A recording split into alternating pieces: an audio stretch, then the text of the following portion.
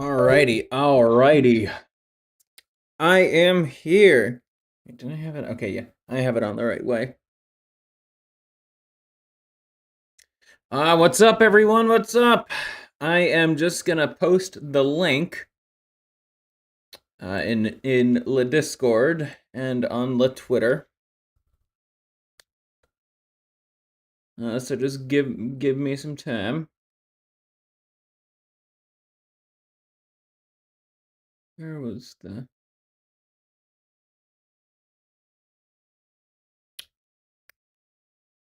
Oh yeah, and I forgot to post in here too.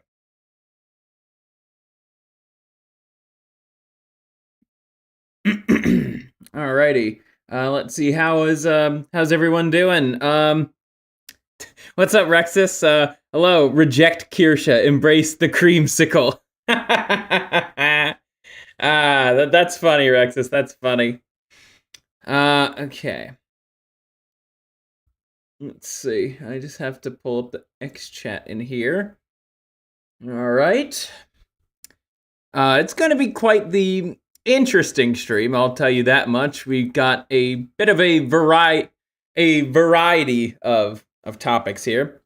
What's up, Compa? How are you? I don't trust most women with based quote-unquote takes. Yeah, I could see why. Just gonna give it a few more minutes just so people can get in here before we get properly started. But yeah, I do have some issues with Foxu. Not necessarily her as a person. Oh wait, yeah, there's some of them. But some of her takes are just like, when you know too much, you know too much. So I would get Twitter, but I'm not going to deal with the ID and age verification BS. Yeah, that is something that's been going on too. It's yeah, there's a lot of bullshit involving involving X. So I don't blame you. Oh man. Let's see. Yeah, again, we're just waiting for some more people. I think we're gonna get started in like what, 2 minutes? I think that should be good.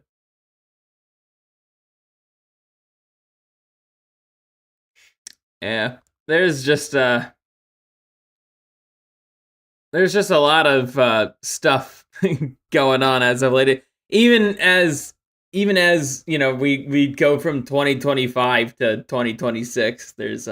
There's a lot of things going on, and we are definitely gonna cover some more of the pressing topics, so to speak.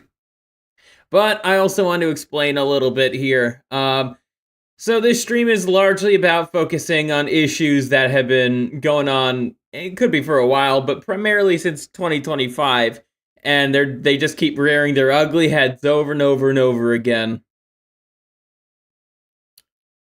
Alrighty, I am gonna take a sip here of my drink.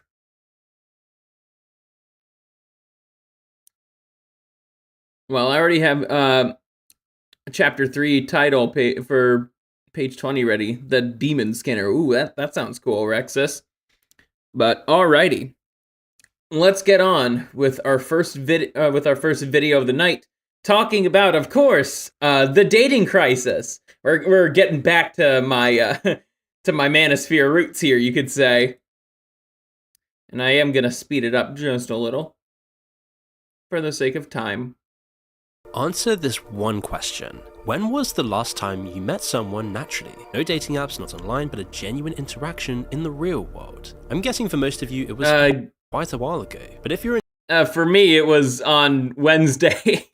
It was on Wednesday. In Generation Z, it possibly has never even happened. And that's not an accident. Most people we see these days are cashiers, co-workers, people rushing around, delivery drivers. People we pass by, not people we get to know. Interactions are often just transactions. Before dating apps turned relationships into a marketplace, the stage was already set years ago. Well, dating was already a marketplace. However, it was, the act of dating in itself was not insane, like this insanely transactional.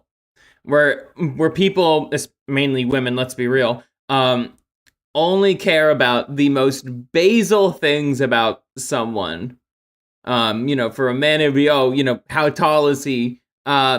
His appearance or whatnot. How much money does he make? And, all the other bullshit standards that women really shouldn't be having. Just think about an average day. You work from home alone, your groceries get delivered, you tap your phone to pay, no words exchanged. Self-checkout at the shops, takeaway dropped at your door. Damn, by someone who Rexus. doesn't make eye contact, or maybe doesn't even speak the same language as you. It's so easy to go days without meaningful human interaction. Most interactions you do have are transactional unless you're that's literally me. That is literally me.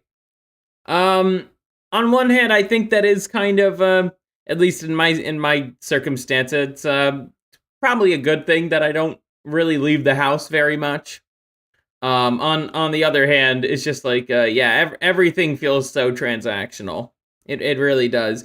Friendships do, relationships especially do. It is an unfortunate thing about collapsing societies is that everybody starts becoming, more of like, what can I get from talking to this person?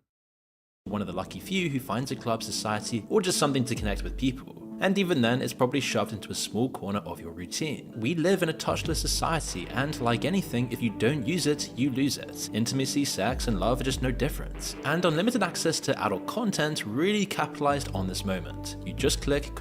Don't forget about all the stupid laws and all the bullshit that feminists like to espouse about, touch and all that. It's like, but touch is like one of the most, it's one of our five senses for a reason, and touch is a very important one in regards to how we connect with each other as humans.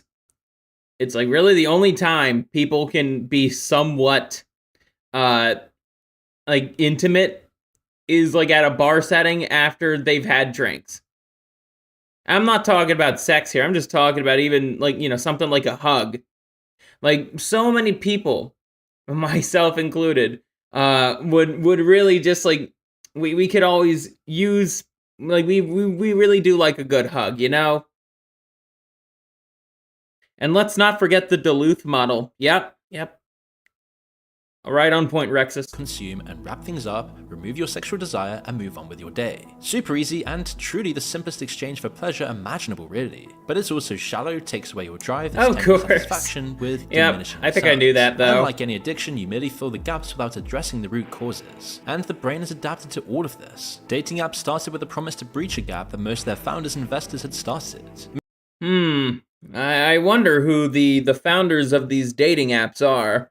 I mean, get this one. One of the Tinder CEOs left in 2022, and Renate Nyborg, just replace the O with an E, was Tinder's first female CEO, but she left the popular dating app with a mission to use technology to combat loneliness. She's launching a new app, Mino, that utilizes AI to solve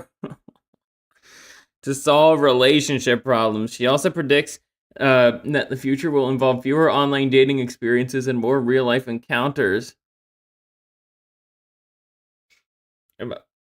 Massaged? That's oddly specific, Rexus.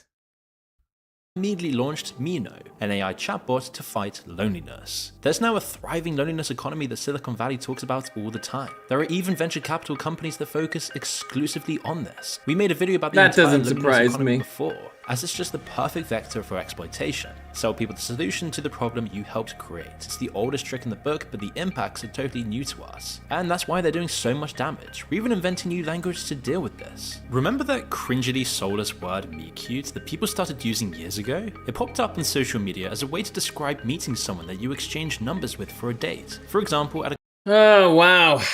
That's how you know things are truly fucking sad. When we're coming up with terms like meet cute and what are some of the other retarded terms that people my generation have come up with? I can't even fucking think of any because they're just out of mind. That's how stupid they are to me. They're out of mind and just more infantilization. As if we already need it anymore. Looking for the same book. Just think about the fact that we actually developed a new word for the crazy phenomenon of just meeting someone organically. It should have set off alarm bells, right? It was an early sign that society was changing in a way that made meeting people in real life the exception and not the rule. It's no coincidence that the word started being used a lot around 2015, the same time dating apps blew up. And in the last decade, dating declined to the point where the majority of Generation Z today just... Okay, I know he's only highlighting it, but we're actually gonna read the full thing. According to a recent Bank of America report, more than half of Gen Z men and women ages 18 to 28 are spending $0 a month on dating. Yes, zero. Many say it's simply too expensive to date right now, while others cite fear of rejection and the emotional exhaustion that comes with modern dating culture. Who do you think causes the problems? I don't think it's the average men who are swiping away on this shit, and you know, we're the ones who kind of suffer the brunt of all this the most. I wonder who could be causing the problem. I wonder. Just don't know or really have any way to meet people. 50% of men aged 18 to 24 have never approached a woman in person in their life, and like even a higher percentage, 18 to 30, haven't approached a woman in the last year. In recent years, third spaces, meaning not your home, school, workplace, have just vanished. We'll keep going Think here. about the place that you grew up as an example. Pubs, bars, libraries, high street shops. How many are actually left today? And if any, how busy even are they? Since COVID, for me, all like the third spaces I go to, you know, the gym, fuck man, I've complained about this before, but it just feels like, compared to just technically it would be three years ago now, it's 2026. Happy New Year, everyone. Fuck man, like the gym, like just in comparison to just like 3 or hell even 2 years ago, the one that I go to frequently now, it just feels like nobody wants to talk to each other. Like it's rather hostile. And I feel like, you know, even just asking somebody, you know, how many more sets they have on a machine or something, it's like that feels like a gargantuan task, because I don't know what's gonna happen. You know, I've had a lot more negative experiences of people just like I don't know, being dicks to me for just actually practicing gym etiquette. There's a machine that I want to use. I see somebody else on it. It's the polite thing to ask if there's, you know, how many more sets they have. You know, gives them, you know, it also helps them kind of stay focused as well instead of just scrolling on their phones. But man, it's just, I don't know, the gym feels a lot more hostile. And then also, in regards to the other third space I go to, you know, jujitsu class, I have met a lot of good people, but you know, none, you know, no one of the opposite sex in my age group or the age range I'm looking for, like 18 to, you know, 18, 22. So, and then also, there is, you know, my card shop that I like to go to. I almost forgot to mention that. But the thing is, yeah, I don't think I'd want to date any of the women that go to my local card shop. I don't know what the fuck happened to nerd women, but it's just I'd argue they're even uglier than normie women. COVID, we just shuttle ourselves from home to work, to the gym, to the supermarket and home. You don't really just go to the village market. There is no real town, square or hall. You're not really bumping into anyone. Even a bit of small talk with someone at the bus stop just feels weird and awkward. Making eye contact with someone on public transport will get you a look that leaves you wondering if you're insane. So much of what makes somebody good at... Yeah, that's a big thing too. It's like, I can't, like, I've already have trouble with like keeping eye contact. It's just part of being on the spectrum. But my goodness, it's like, if I were to accidentally like glance at somebody, it's like I get a fucking death stare. It's like, what the fuck is going on? What's up, Postnut? Don't shit where you eat. Tread lightly with the card shop women. I play Magic the Gathering. CEDH. Gotcha. The lockdowns completely annihilated my social behavior. I used to be social by nature, but now I'm a walking statue. Yeah, I feel the same way. It's like, but I'm not the only one who feels that way too. It seems like that's kind of how everybody operates. They're like people my age or younger especially. That's how they operate. Dating is different now than it was 50 years ago. Same You with can me. see it in the way coffee shops have changed. Almost every cafe is bland, empty, just minimalist. Almost as if they're designed purely as a conveyor belt of coffees and customers, getting us in and out as quickly as possible to extract the most amount of money they can. But can you remember the time when a stereotypical cafe was like this? With big sofas, comfy chairs, bringing people together to talk, and people just walking up to someone to say something without it being creepy. The show Friends was based on just reality in the 90s. Ah, yes, Friends. Well, I think that was some kind of flavor of propaganda, if you ask me. And it's all part of a much wider pattern, one that's seemingly threatening humanity. But this is actually a potentially existential crisis. Humans really do meet the qualification of an endangered species. Because meeting people and building I wonder which race of people is this targeted most at? I wonder.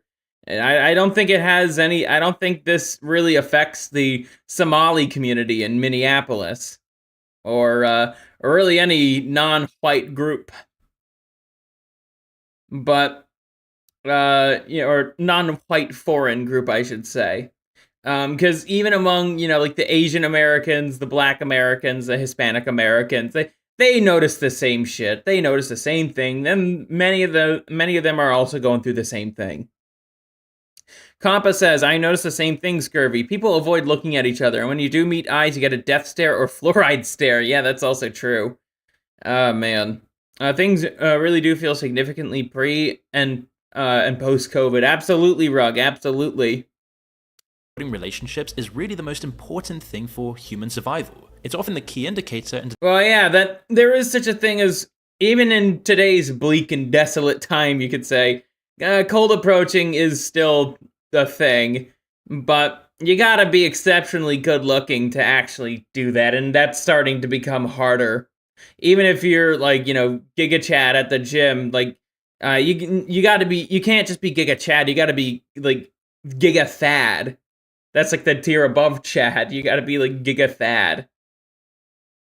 Oh, man. But yeah, it's starting to get really, really annoying out there, to say the least. determining your lifespan. It's how we have replacement rates in just the population. But with this last decade and the disappearance of so many communal spaces where our parents and grandparents had opportunities to randomly meet new people, mixed with dating apps, has meant we're seeing a gap try to be filled that wasn't a natural one. This is a void created by the same economic forces that hollowed out our third space as chains and corporate landlords. The same forces that funded these apps promising to replace what was destroyed. And dating apps didn't discover a gap in the market, one was just torn open. It starts with the swipe. Yeah, societal collapse sure did start with the swipe. I would say that for sure. Because now, women are too fucking picky. And there's consequences for that. Pretty disgusting consequences, if you ask me. Now, if people want to talk with me, they have to figure out an ultra-complex puzzle to get me to speak and no longer be shy around them. Yeah, that's also something, too. I noticed that, when I'm like talking to people, especially like strangers, I stammer like a fucking bitch, dude. I do that a lot. It's very hard for me to get out the words I want to say, because I feel like even though I'm trying to say something, like innocuous, the other person, especially if it's a chick, I worry that she's gonna take it the wrong way and bye my ass.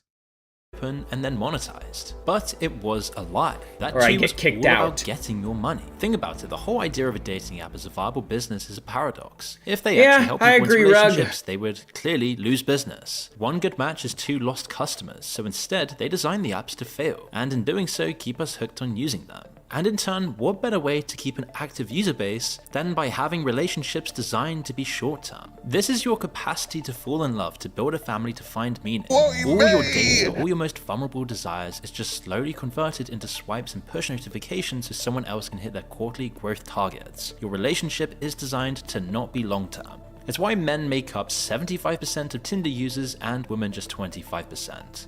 That's not shocking. When it comes to us guys, we are very much on the pulse when it comes to innovations like this, and I use innovation in regards to Tinder in quotes, but also it's like there are more men are looking for like a girlfriend, in comparison to to women. I don't think there might be single women, but we have to put single in quotes here because they're I wouldn't really say they're single. They're just they're getting passed around by different guys. Is that really being single? I wouldn't say that. Interestingly enough, the co-founder of the dating site OkCupid wrote Yep, he's one of them. a book revealing what actually happens behind the scenes of dating apps. Women, as you'd expect, receive an average of 4 to 5 messages a week, which even that seems unlikely to be this low. 90% of men received an average of 0 messages. Only at the extreme end of the attractiveness scale do the best looking men receive around 1 to 2 messages. Damn. Oh, okay. If we're assuming this is the truth. Wow.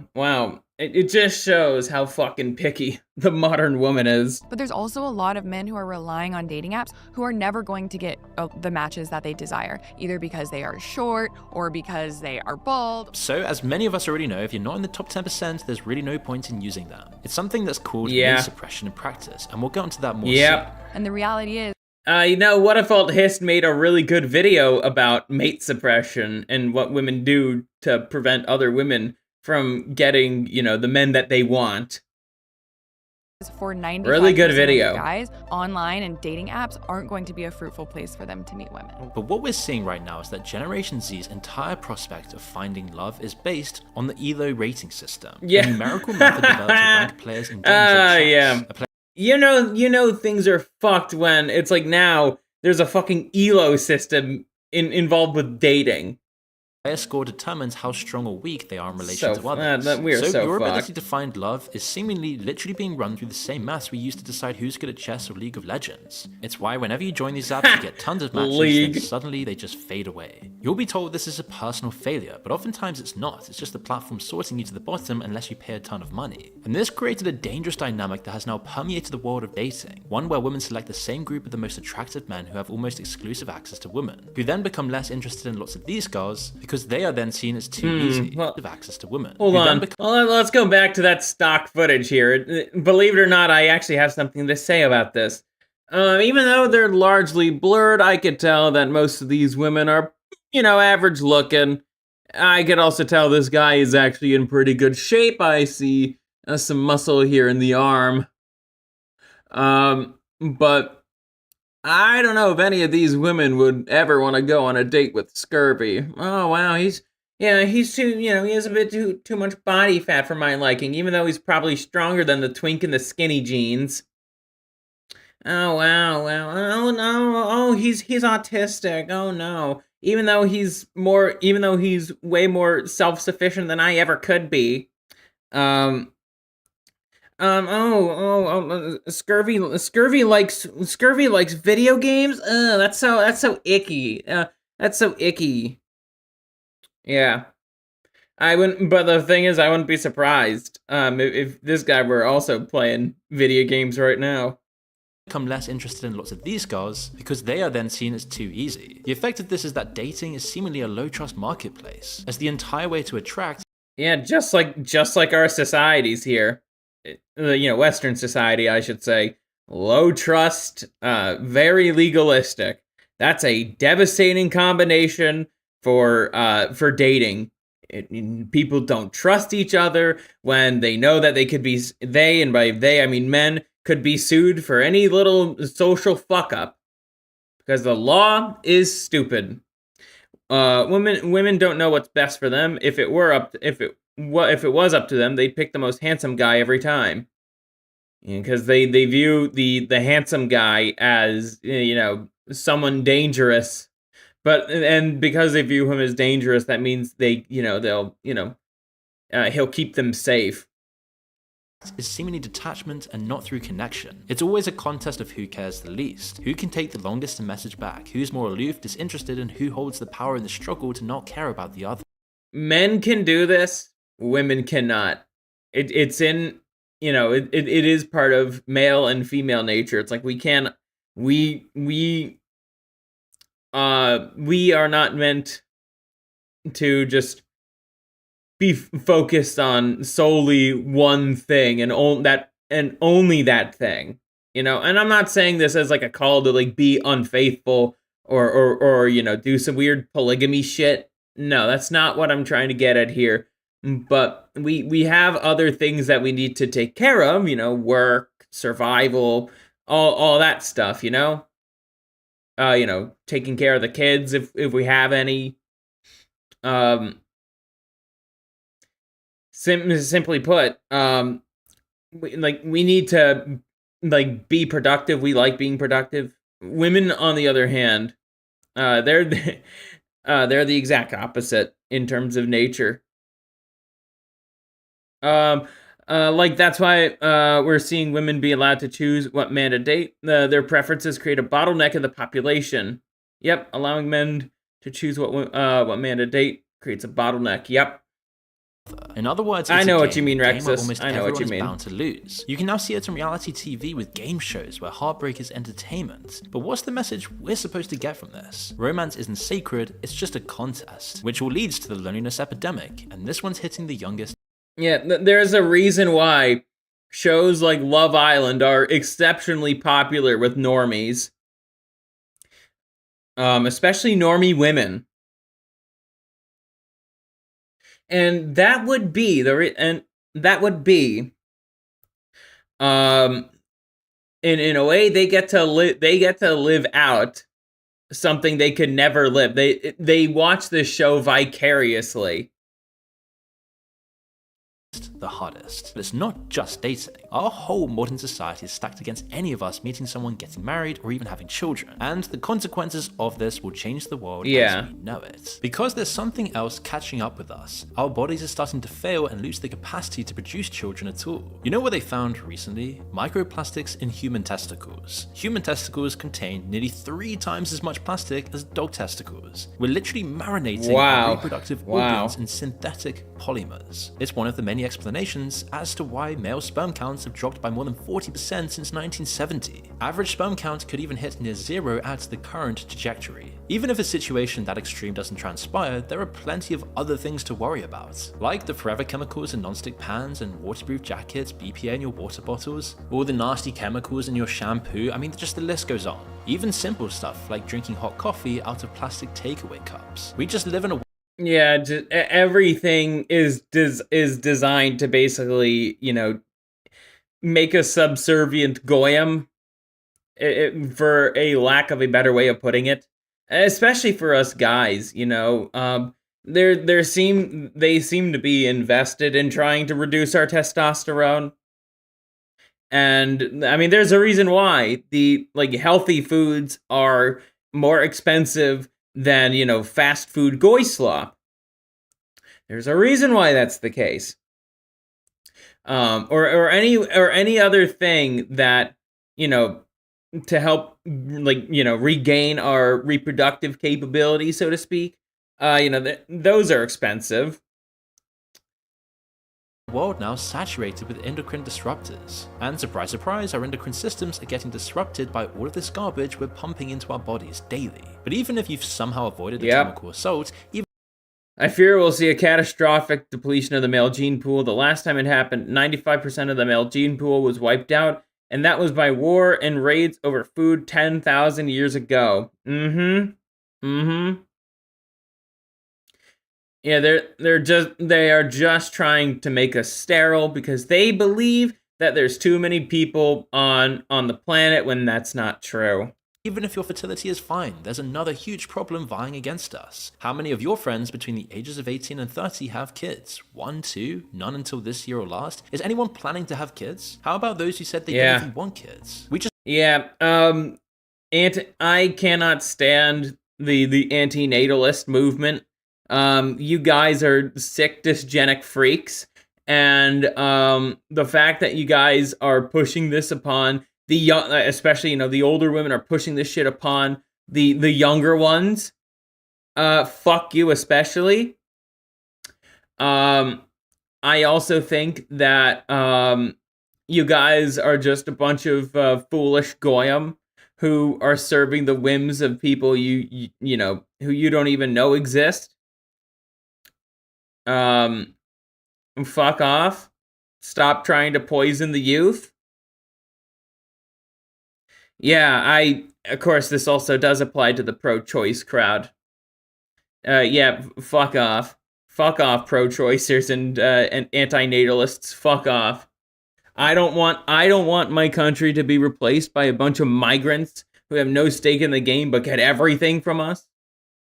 Just push everything later and later back. Education, work, financial stability, and for the middle classes especially, that pushes back having a family. Because you only have a family when it's really sensible to you, right? That's just the middle class value. Rich people don't worry, and poorer people don't worry. But nothing changes our biological clock when it comes to fertility. Women over 35 are considered advanced maternal age, and honestly, there is that study about the moment a woman hits 30, it's like what, she loses 90% of her eggs. Yeah, that's true. That is true for a reason.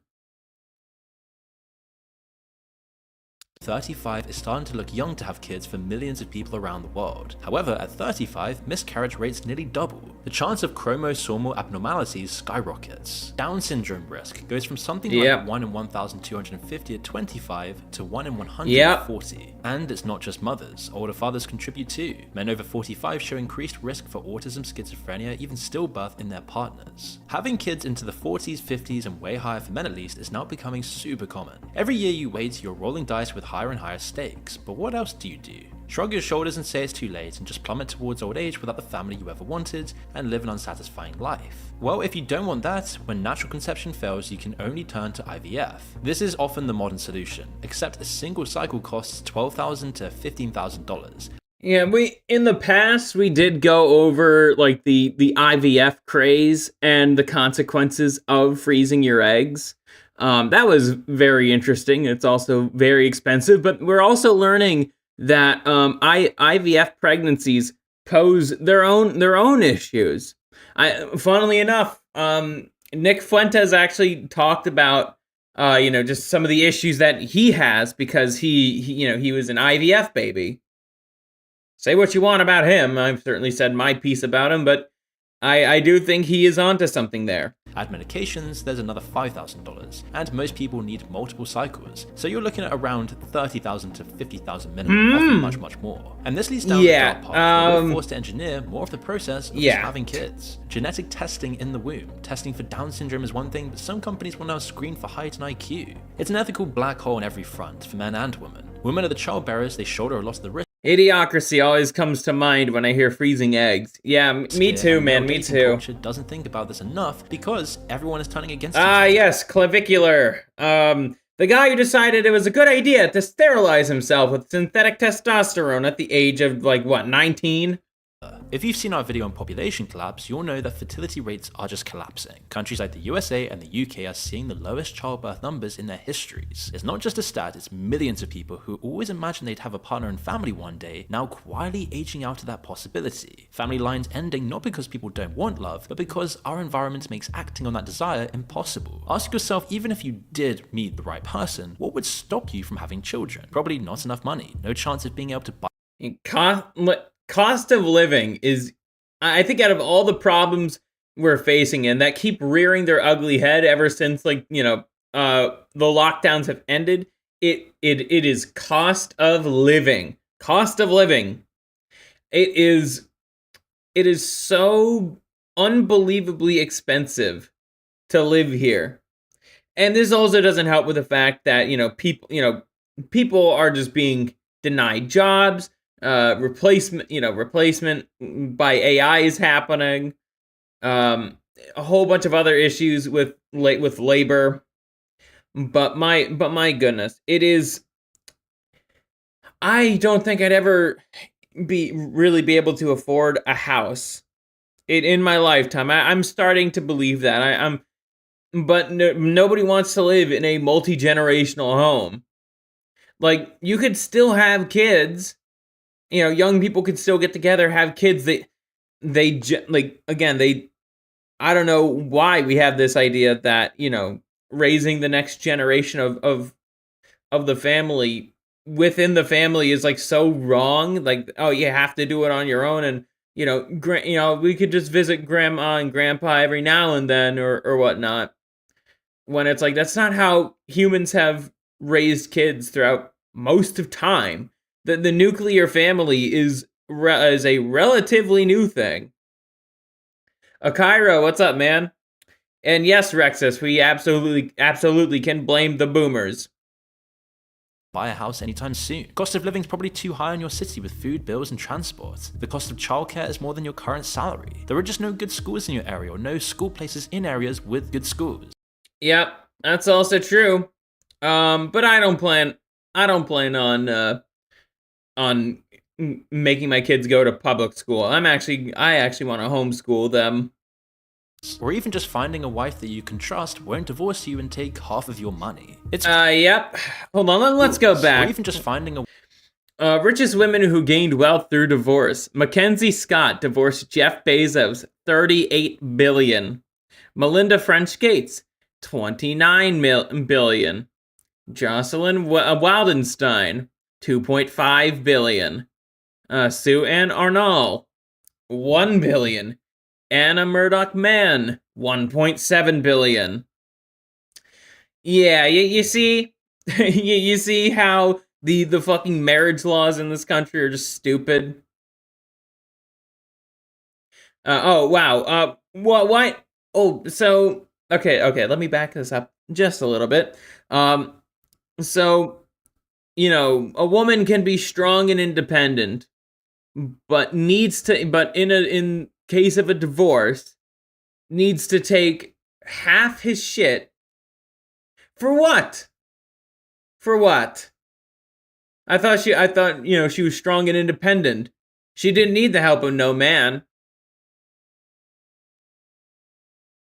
A wife that you can trust won't divorce you and take half of your money. It's probably all of the above. It's not just an economic problem. Based on Maslow's hierarchy of needs, all the stuff we need like love and marriage and family are just the basics. It's the same importance in life as having food, water, a roof over our heads. The funny thing is that the way this hierarchy was sold to us in the 20th century made it sound like family came after you'd finally self-actualized. You've nailed the career, the money, the personal growth, now for a family. In reality, for most people, that self-actualization replaced family altogether. There was always she takes half. Yeah, that is how it is most of the time, because of my feelings.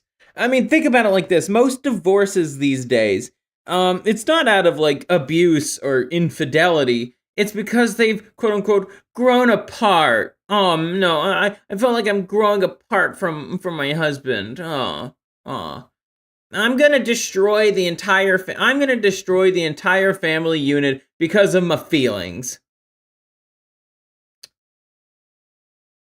You see how we're in this mess? Society doesn't function off my feelings.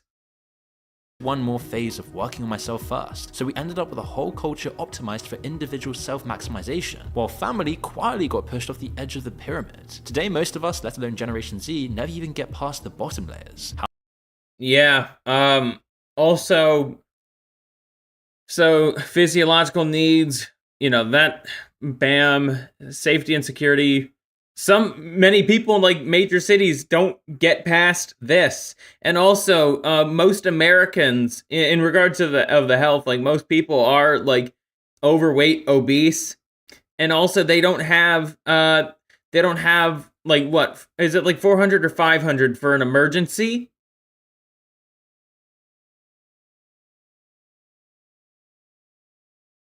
And then it's like, yeah, some people have a family, but are they particularly close with them? Same thing goes for family on here. I think this is a little different. It's like you're actually starting a family rather than just being part of one. Most people will never be able to afford like actual property for the life of them. And what's this, and this? They're all gone. They're all gone. Housing, money, community, security, it's all unstable. And when your foundation is shaking, you can't climb to the levels where belonging, intimacy, and family even become possible. The system keeps us stuck in survival mode, but gaslights us for not reaching love. Do you ever lie in bed scrolling through people's social media? The engagements, weddings, honeymoons, kids, it feels like you're watching real life from behind glass as time seems to disappear from under you. And it's not just about missing out on dates, it's that we're missing out on the opportunity to build something lasting, something to have outside of ourselves, something to connect us with beauty in the world. Somehow starting a family is considered a luxury for the rich, a luxury. Oh, that's another indicator of societal collapse. When people are unable to start families because of how expensive everything is. For a select few in society who don't have to worry about the housing market. They don't have to worry about the dating crisis. They own several homes. That money and security is attractive to other women. They don't need to worry about schools. They can send their kids to the best private schools anywhere in the world. And the thing is, this isn't an accident. Decades of this. Hey Scurvy, since San Francisco wants to give black people $5 million each as reparations, I'm coming out as transracial. Yeah, I mean, hey, who's California to deny you? If that's how you genuinely and authentically feel on the inside, if California were to deny you, you could just sue them for discrimination. You could totally do that. Decisions driven by corporate greed, short-term profits, and a culture that worships work over family has left us here. Those at the top are allowed to have family. They're able to have more kids. And even then, they're still not having that many. Like an idiocracy, where you'll get these upper-class people debating whether it's a good idea to even have one child. So how can you expect an undervalued, underpaid worker? Yes, I have, Okairo. Yes, I have. We are going to be covering some of that on stream tonight. All the Somali daycare stuff and, that money laundering scheme. To ever be able to have the time, money, or even possibility of raising a family. Especially as more and more governments cut childcare, youth services, community centers, third spaces, police numbers, the list just goes on. But the effect down the line is just a less safe, less connected society that is not replacing itself. Huge populations in the entire Anglosphere are just disappearing over time. And this is where it gets interesting. Wait, what was that? Israel. Huh, I wonder why Israel is above replacement rate. I wonder what... I don't think they're being told... I don't think the people in Israel are being told, to stop having kids. Let a bunch of brown marauders take your country over. Yeah, I'm pretty sure they're not the ones being told that. Entire Anglosphere are just disappearing over time. And this is where it gets interesting, because if you think about the West 150 years ago, it wasn't like we were even that much richer. So many people struggled, poverty was rife, the poor worked insane hours, but they still had families, often large ones. So what actually changed? Well, religious communities and spaces, shared culture, social tradition. Yeah, that's a big one right there. Religious community. We are a godless nation. I firmly believe that, even though it's not that hard to find a church around here. I still firmly believe that we are a godless nation. We do not fear God. We fear the almighty dollar. We actually worship the almighty dollar. We put money on such a pedestal that we're starting to really experience the consequences of such. Traditions and rituals, these safety nets that help people to share life's burdens, were just erased. Yeah, that is true, Compa. That is true. The essentials that make replacing your population just a natural part of human evolution. And I'd say the most infuriating part of this fertility collapse is when we're just supposed to pretend that sperm counts are set to reach 0 in 24. Oh my goodness. Oh no. Oh boy, that's really pleasant to read. That's quite the sub headline to read. how are we supposed to continue this species if sperm counts are set to reach 0? Infuriating part of this fertility collapse is when we're just supposed to pretend that people's decision to not have children is simply a personal choice, and not one imposed upon us by oppressive social structures. This isn't a problem in Africa or other developing parts of the world, and yet somehow the rich West can't even replace its population levels. And we can't just blame the rich and powerful here. Much of the progress we celebrate today is just part of the problem. Because we created a massive middle class, and when you look at who's actually having kids, it's not a straight line from rich to poor, it's a U-shape. The wealthy have kids. Elon Musk has 12 children, Nick Cannon has 12, Robert De Niro just had his 7th at age 79. The working class or populations in poorer countries have tons of kids too. Africa's population is booming. Often when work prospects are lower and pay is worse, kids become a lifeline. Life priorities put family before career advancement because career advancement really isn't on the table anyway. There's nothing controversial about this. This was always what it used to be like before countries became industrialized and the middle class blew up. Families had loads of kids first because infant mortality was high, and second because it means more family income and higher overall chances of survival. The middle class though, they're getting absolutely crushed, and they're dying quite literally because of that. First, the middle class is associated with hard work and career aspirations, the self-actualization I talked about earlier. Yes. So immediately there's an additional cost. Childcare, because most middle class households have dual incomes. No one wants to give up. Yeah, and dual income households, man. It's like, who is going to be taking care of the kids? And the kids need their parents.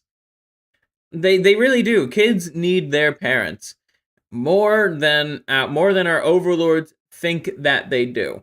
They really do. A child needs both his mother and his father, especially the father.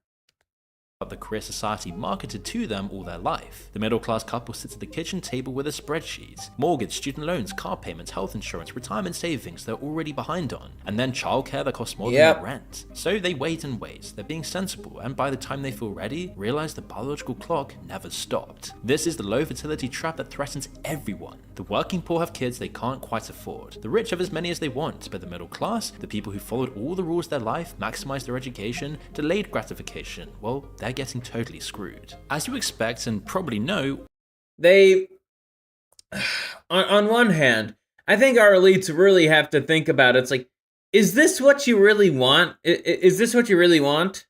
Because it all seems like pretty counterintuitive to the goals you want for us. How does this benefit you guys?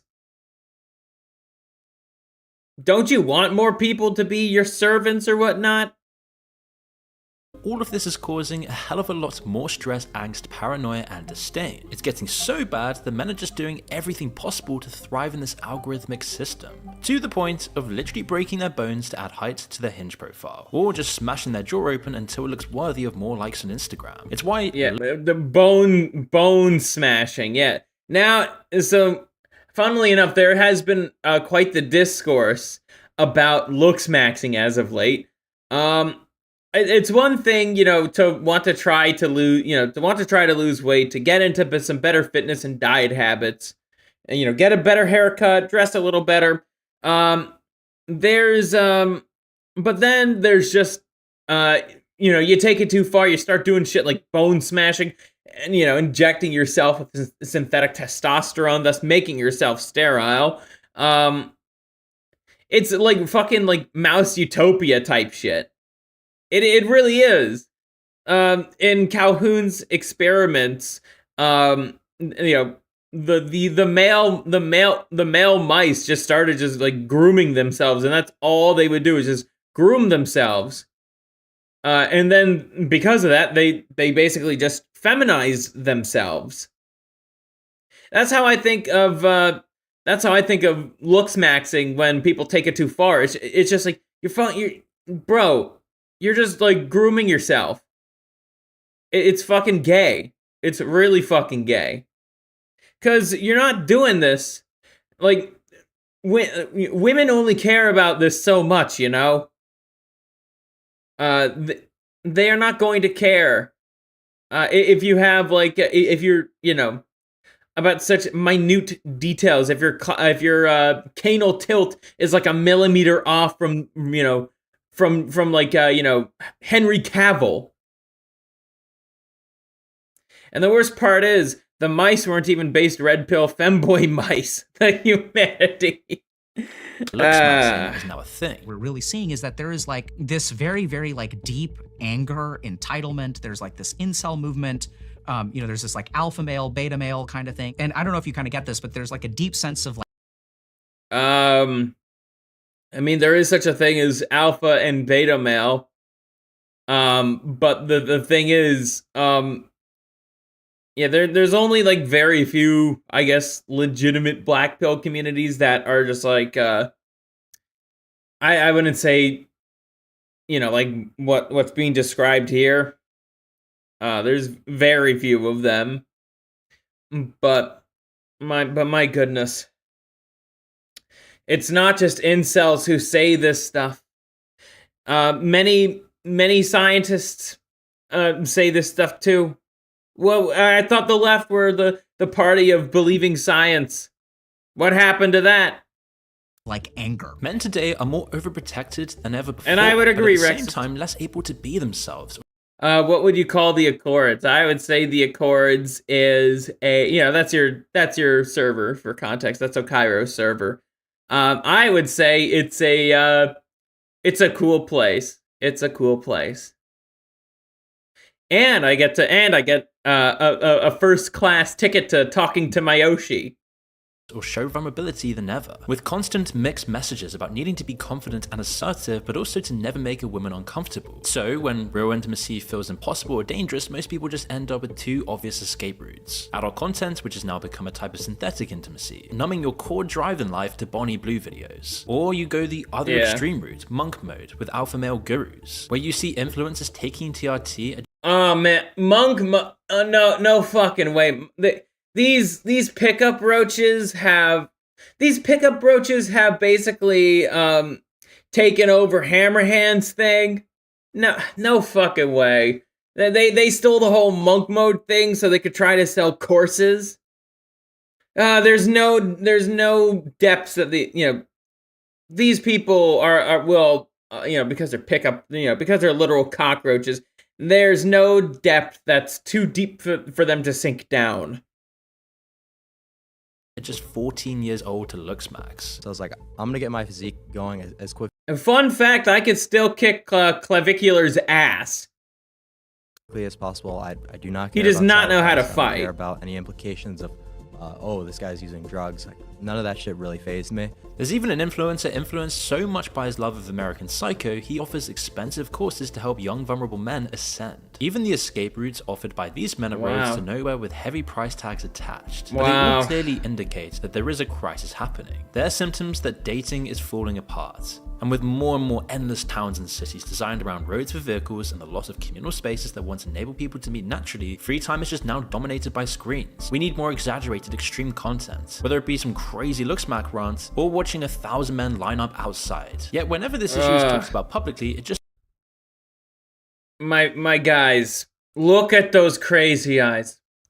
Look at those crazy eyes, my friends. Look at them. Look at them. And, she's gonna have her bailout. Let's see. The rise of voluntary celibacy. How is that wrong? I don't see anything wrong with that. I think it's a natural response to just all the depravity on the dating market. just sounds like Yep, the eyes never lie. That is also very true, Dusty. a joke. No one ever takes it seriously, no one even thinks about it. In fact, society will just continue to tell us that biology doesn't matter. Sex, status, attachments, presence are all just irrelevant. We're now post-animal, caged in our rooms playing out life virtually, deprived of community, ritual, movement, and a necessary Caged animal is the perfect way of describing just the average Zoomer. Caged animal. And for the most part, many people choose to live in that cave. I know for me, I didn't exactly want to. I didn't exactly expect my life to, be me ranting in front of a microphone. As fun as it is. At the same time, in a way, I was kind of hoping more would happen in my life at 25 than 18, so to speak. But I think we get the point. I think we very much get the point. I am going to see what... Oh, yeah. Yes. I think this next segment is going to be a bit more... it's going to be going a very different direction, so to speak. I am just going to just check my little notifications here.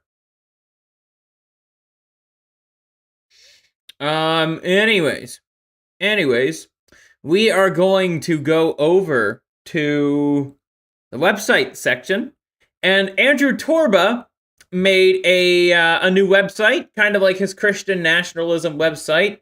This is always going to be an ongoing problem. I am going to put on some fitting music here, though.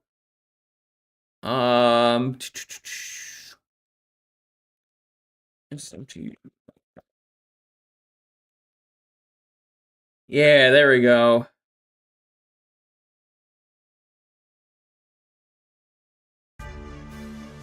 Yeah, there we go. So, anyways, getting back to what I was saying before. Andrew Torba, if you don't know who he is, he's the creator of Gab, and also, Gab AI. And he made this page a few days ago. The Judeo-Christian myth.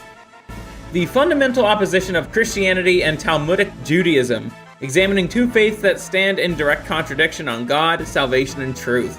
Yeah, so no doubt there's still gonna be the issue of Judeo-Christianity rearing its ugly head, because a bunch of evangelicals don't know any better. For decades, I don't think we're gonna read through this whole thing. It's very lengthy, but I wanna get some of the core ideas shared with you guys. For decades, American politicians have invoked, quote-unquote, shared Judeo-Christian values as the foundation of Western civilization. This phrase is a modern invention, a term fabricated during and after World War II that finds no basis in scripture, history, or theological reality. I really do like how Andrew organizes the website. I know it seems like a bit of a tangent, but it's like, he knows how to design a website, for sure. But yeah, let's see let's see how he backs up the claim. Different scriptures. The Talmud rejects and contradicts the New Testament on every essential doctrine. I'm sure if I were to say any, verse from the Talmud, we're probably, this channel's probably gonna be, gone. Well, to hell with it. Opposing ethics. One teaches universal love, the other codifies distinction between Jew and Gentile. For sure, one of the most famous verses from the Bible is, love thy enemy and pray for those who persecute you. In the Talmud, on the other hand, they say eating with a goy is like eating with a dog. Incompatible goals. Christianity seeks the salvation of all nations. Talmudic Judaism elevates one people. And that is true. I mean, just look at what the Talmud has to say about the goy. I already gave you one verse. That's enough for now. Politicians and pundits. Ben Shapiro. Hey, by pundit, do you mean me, Ben Shapiro? Get the fuck out of here, Ben. No, I'm not going to get out of here. I'm gonna tell you and your entire audience that you are just all anti-Semitic. Judeo-Christian values are very much a thing, and even though the first the Torah is in the Bible, because the Torah is the first 5 books of the Bible. Shut the fuck up, Ben. You don't believe in anything beyond the Torah, if you even do believe in the Torah. What needs to happen is that one sect of Christianity needs to remove the others. I wonder what you mean by that, Okairo. I am an Orthodox Christian after all, and I'd certainly have something to say in regards to that, in terms of not everyone else not being not living in a schism. Let's see. Ben Shapiro, my sister has big honkers, therefore give your money to Israel. Yes, give money to Israel for Abby Shapiro's big tits. That's totally an incentive right there, Ben.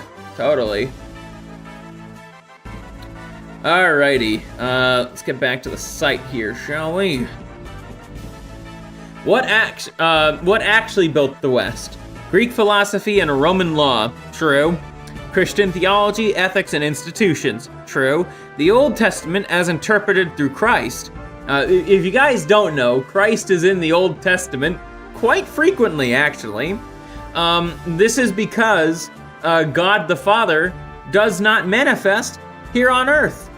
So when when that was when he was on in the Garden of Eden, that was actually the Son. And the Holy Spirit also is throughout the Old Testament too. The faith, Hebrewism, as I like to call the faith before Christianity, they believed in the Trinity. Monasteries preserving knowledge through the Dark Ages. True. That I think we went over that PaxTube video about why the Dark Ages were not so bad. Maybe we didn't. I don't know. It's almost been 100 episodes of the show. There's bound to be something that I missed. Cathedral schools and the first universities were Christian. Correct. Talmudic Judaism's role. The Talmud was completed centuries after Rome fell. Jews, true. The Talmud was, I think, a little bit after the First Nicene Council. Jews lived separately under their own laws in Europe. Yes, they've been doing that for a while and still do that to this day. Talmudic ethics applied only within the Jewish community. Again, refer to my previous comment about how they view the goy. Dark Ages equals bad because no improvement in art and culture, which is not inherently a bad thing. No Talmudic influence on European legal codes. That is also true, but it seems like our politicians seem to be ignoring that part. And the term Judeo-Christian was first pushed in the 1940s. I wonder what supposedly happened in the 1940s. Western civilization was built by Christians reading the Bible through the lens of Christ, not by Talmudic rabbis or their teachings. Irreconcilable differences. While both traditions reference the Hebrew scriptures, Christianity and Talmudic Judaism arrive at fundamentally incompatible conclusions. They are not two paths to the same destination, but opposing systems that contradict each other on the most essential questions. Where one affirms, the other denies. Where one embraces, the others reject. These are not matters of interpretation or emphasis, but of fundamental truth claims that cannot both be correct. Yeah, I would absolutely agree with that, Akairo. Again, there is that verse in the Bible of you will know them by their fruits. And again, it's not, I don't hate my my Protestant brothers or sisters, my Protestant brothers and sisters in Christ. I don't hate them, but I do think that a lot of the fruits that have been produced are schismatic in nature. And as an Orthodox Christian, it's like naturally I don't think I'd really like the taste of that fruit. No, you will know them by their snoots. Yes, that's also true, depending on who we're talking about here. Historical context. Talmudic Judaism is actually younger than Christianity. Modern Rabbinic Judaism emerged after the destruction of the Second Temple in 70 AD. The Mishnah was compiled around 200 AD, and the Babylonian Talmud was completed around 500 AD. Okay. Christianity was already spreading throughout the Roman Empire within decades of Jesus' resurrection. Also true.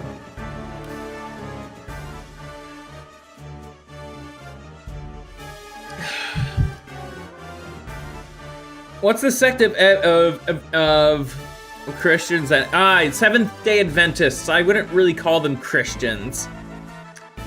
They believe in, like, again, they have the same problems as JWs or Mormons. They kind of have their own additional things that they believe in that are very much contradictory to the faith. Who benefits from this myth? Okay, I'll see that DM wreck this. Why not?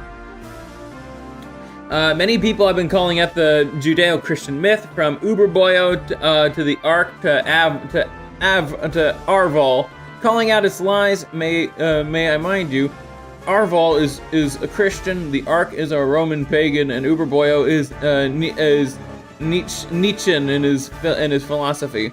They're far right and all agree that the Judeo-Christian myth is what it is, a myth. All despite their differing worldviews on faith or philosophy. Yep, that is on the money there, Rexus.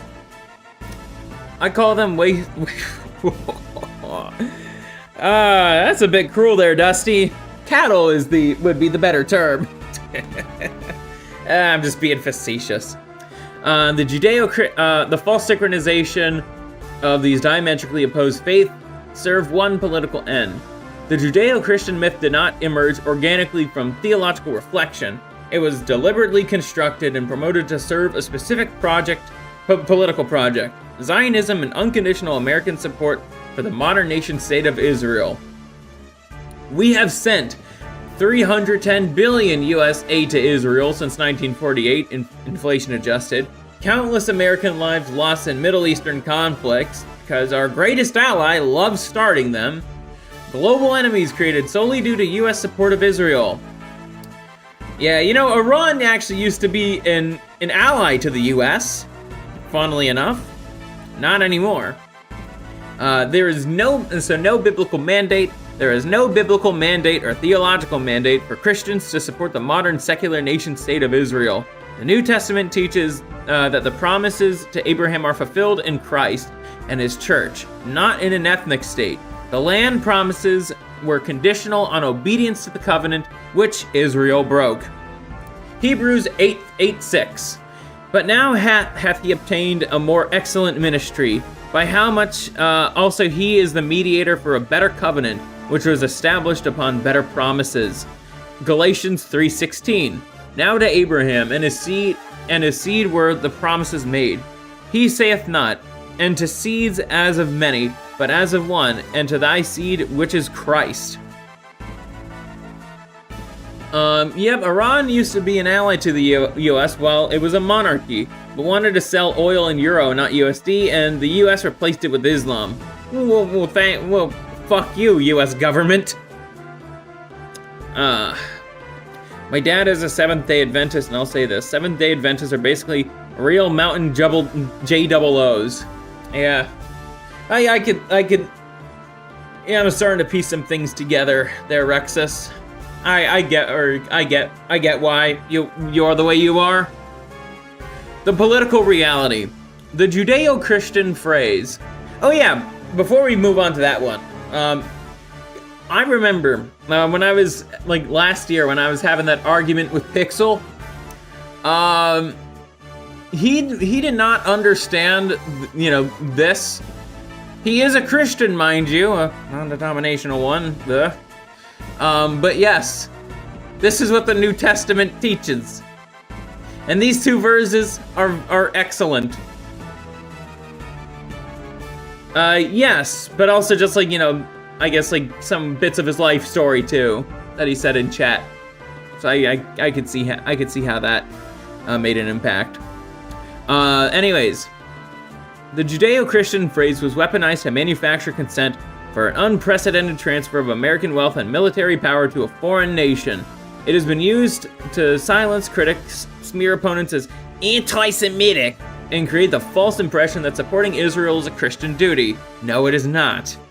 I have more in common. I've said this before, but I have more in common with I'm just gonna use like a Kenyan Orthodox Christian than I do like the average Israeli citizen. This represents one of the most successful propaganda campaigns in modern history. The cost to America. America's unconditional support for Israel has generated enemies across the world who would otherwise have no quarrels with the American people. It has entangled the U.S. in endless Middle Eastern conflicts, drained the treasury of hundreds of billions of dollars, and cost American service members their lives, all to serve the interests of a foreign nation, not the American people. Yep. Have you guys been keeping up with all the stuff that, you know, they're trying to start another war in Iran? I mean, if you even do mild research on a lot of civil rights groups and non-denomination Christian groups around the same time, you could see Jewish influence in them. Yep. Don't get me started on the civil rights movement. Good old CIA propaganda. The truth will set you free, but first you must recognize the lies you've been told. Beware of, from Matthew 7:15. Beware of false prophets, which will come to you in sheep's clothing, but inwardly they are ravening wolves. This verse applies to a lot of things, but you know, like Islam, the formation of Islam.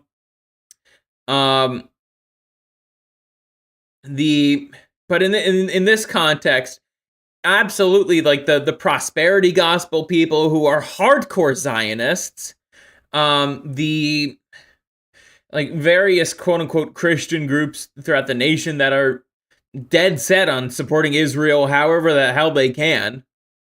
I would absolutely classify those people as false prophets. They teach a false gospel. The Judeo-Christian myth explained in 7 seconds. Anytime you put a modifier in front of a term that is inherently good, you turn it into a perversion of itself. Judeo-Christian religion. Straight from the rat's mouth.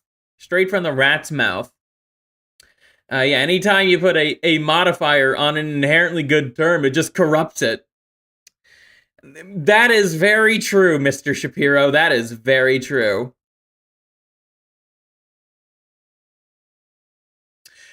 Common misconceptions. Widely believed myths that... Okay, I gotta put the song on again. There we go. Widely believed myths that obscure the fundamental differences between these faiths. Myth. Jews and Christians worship the same God. Hold on 1 second.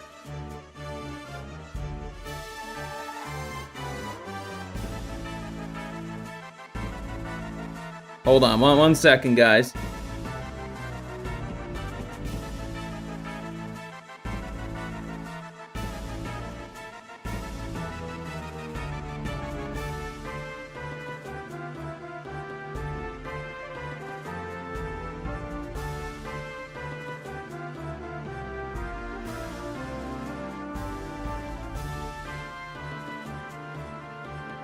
Ooh, I got some freshly baked cookies. Albeit I think they are a little too crunchy for my taste. Put them aside here. Alrighty, I'll keep reading this for a little bit longer. I think we are definitely gonna read this section here. There's a lot to go in. And then I think we're gonna yeah, I think we're then gonna finish up here and I'm gonna grab me another drink. Anyways, myth. Jews and Christians worship the same God. Christianity worships the triune God, the Father, the Son, and the Holy Spirit. Talmudic Judaism explicitly rejects the divinity of Christ and the Trinity, considering these beliefs idolatry. You know, there are Christians out there who are not Trinitarian. Blasphemy. That's all I gotta say is blasphemy.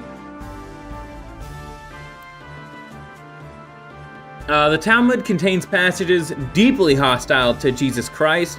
These are not the same conception of God. John 5:23, he that honoreth not the Son honoreth not the Father which hath sent him. Yep, I remember there was like a really good quote from Saint John Chrysostom. It's like, you know, it was something similar. I think he was quoting from John 5:23. It's like, you know, those who have killed the Father have, you know, no, I messed that up already. Those who have killed the Son have never known the Father. Something like that. Myth. The Old Testament and the Torah are the same thing. While both include the first 5 books of Moses, Rabbinic Judaism holds that the oral Torah, codified in the Talmud, supersedes the written text. Jesus condemned this tradition. The Talmud's rabbinical interpretations often contradict or nullify the plain meaning of the scripture. Let's see, Rexus says, I have an idea to call Christian Tiny Hat supporters Z-Head. It means sleepyhead, and since they're asleep to what's going on, it's an accurate name for them. Same beginning letter, too. Hey, that's pretty clever there, my friend. Let's see. Matthew 15:6. Thus have ye made the commandment of God of none effect by your tradition. Let's see, thus have ye made the commandment of God of none. Okay, yeah. Basically, it's their way of saying, oh, we can interpret the Old Testament any way we want. We could, throughout the Talmud, actually, it contradicts in itself all the time. Like literally, not in the same books, or not in the same book around the same passage, but in different books, it's like you have one definition of one passage in the Old Testament, and you know, it completely contradicts what the other one is, because it's oral tradition. Technically, don't various Christian sects do that as well? The oral Torah? Not that I know of. We don't really do that. I mean, obviously we do oral tellings of the Bible, but we have the book on hand and a proper translation. Myth. Christianity emerged from Judaism as natural progression. Christianity emerged when Christ rose from the dead around 33 AD, decades before the temple's destruction. Modern rabbinic Judaism emerged after 70 AD as the Pharisees, the very group Jesus opposed, codified their oral traditions into the Talmud. One follows Christ, one follows the traditions he condemned. Neither is a parent of the other. Beware of the leaven of the Pharisees and of the Sadducees. Matthew 16:6. No, interpret things differently. Yeah, for the most part. Especially the more Protestant ones, they can kind of twist scripture into all sorts of things that it's not. Just kind of that is a consequence of people being able to read the Bible and, you know, not being trained to read it via traditions based in asceticism. You are not defiled, mostly thanks to the Schofield Study Bible. You're not defiled by what you eat, you are defiled by that which you speak. Be gone with you. But yeah, quite literally, the Jews of today, you could actually trace their bloodline back to the Pharisees. Myth. The term Judeo-Christian has ancient historical roots. No, it does not. The phrase Judeo-Christian was virtually unknown before the 20th century. It was deliberately popularized in the 1940s to 1950s as a political project to unite Americans against communism. For 1900 years, both faiths understood themselves as fundamentally opposed. Also, Joseph was, oddly enough, Roman, and Mary was Syrian. Jesus wasn't born to and raised by tiny hats. Correct. No man can serve, from Matthew 6:24. No man can serve two masters, for either he will hate the one and love the other. Yeah, the Judeo-Christians, quote unquote, are doing exactly what Christ is telling them not to do. You know, have two masters. Myth. Jews are still God's chosen people with a separate covenant. The New Testament teaches that the covenant with Israel was fulfilled in Christ. Many of the Judeo-Christians have no idea what this part actually means. You don't need to be an expert in, like, apologetics to understand what this means. And that all who believe, Jew and Gentile alike, are now Abraham's seed and heirs of the promise. There is no separate path to salvation. And it's that good old classic verse from Galatians 3:28. There is neither Jew nor Greek, there is neither slave nor free, there is no male and female, for you are all one in Christ Jesus. I'll admit, I imagine a bunch of literal small hats flopping around a crib just then. Just hats, unable to do anything. I guess we could do one more section, why not? Yep, exactly, Rexus, exactly.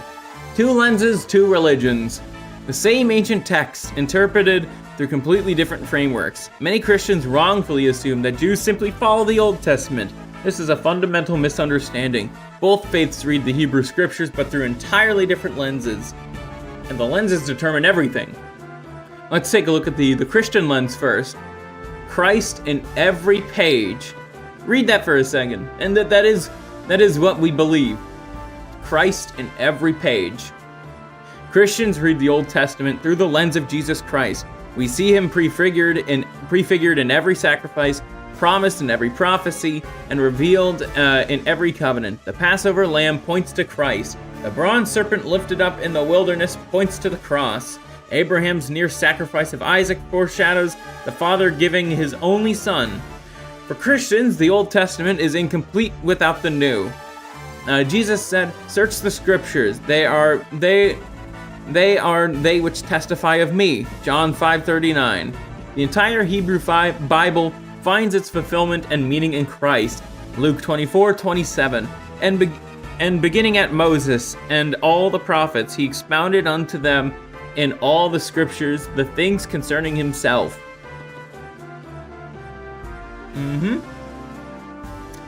The Talmudic lens.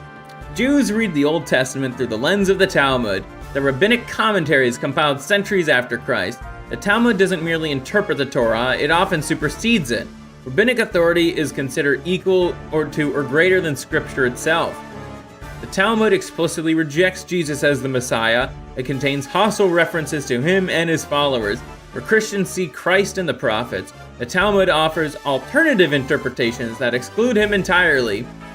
The same verses yield opposite conclusions. Also, wouldn't you know, the Pharisee types were also the ones who killed the prophets. Take that for what you will. You know, the Talmudic types. Talmud Eruvin 21b. My son, be more careful in the observance of the words of the scribes than in the words of the Torah. So that verse is saying, the scripture is capable of lying. Which it is not. The result is two fundamentally different and diametrically opposed religions.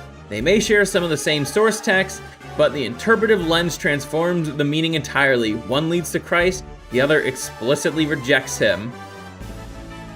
Yeah, I think we get the picture. I'll send you guys the link if you guys wanna keep reading. And there's absolutely more to this site than just the cover page. But it's a very, very good website. I think it's actually better than Torba's Christian nationalism site. That's just my opinion, though. Huh? Okay, I don't know what's happening. Okay, never mind. I thought YouTube was being regarded there. But anyways, I'll be right back. I'm gonna grab myself a drink, and then we will get on to our next video.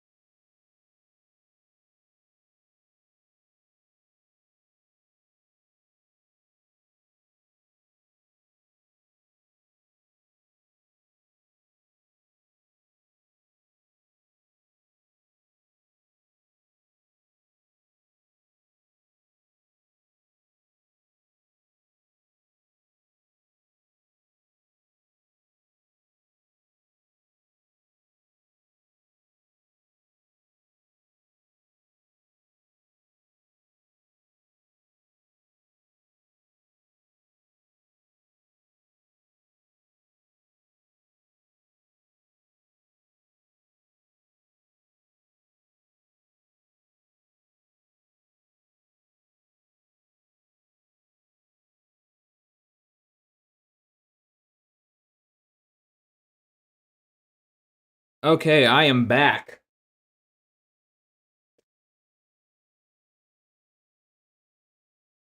You know, I think I am gonna have, ooh, this cookie's nice and soft. I think I'm gonna have a cookie. I want to try them.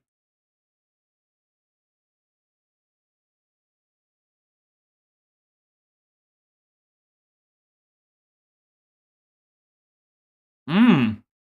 Mm-hmm.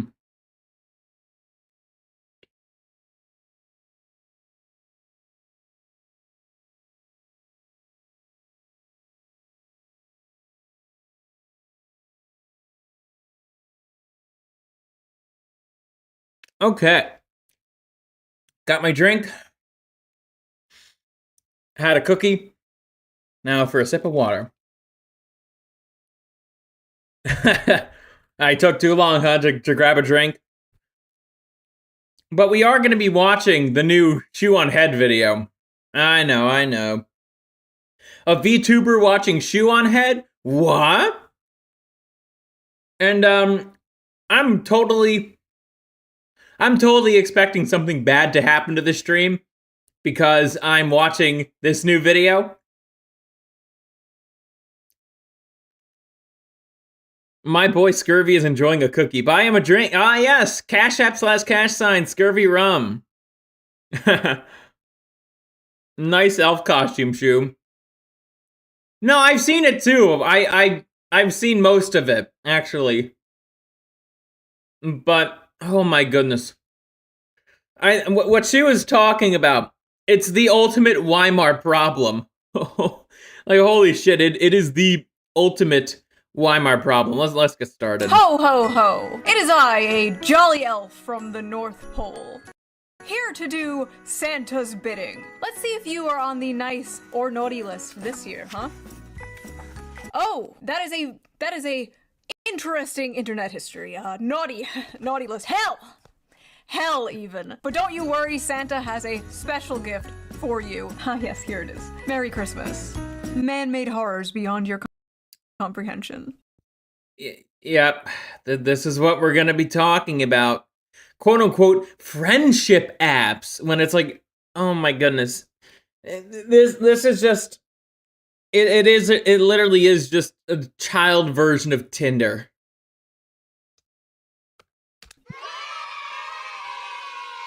Yep, Roblox is not the only one. Probably thinking, a dating app for children? There's gotta be more to that, right? That can't be it. We're not at that level yet, right?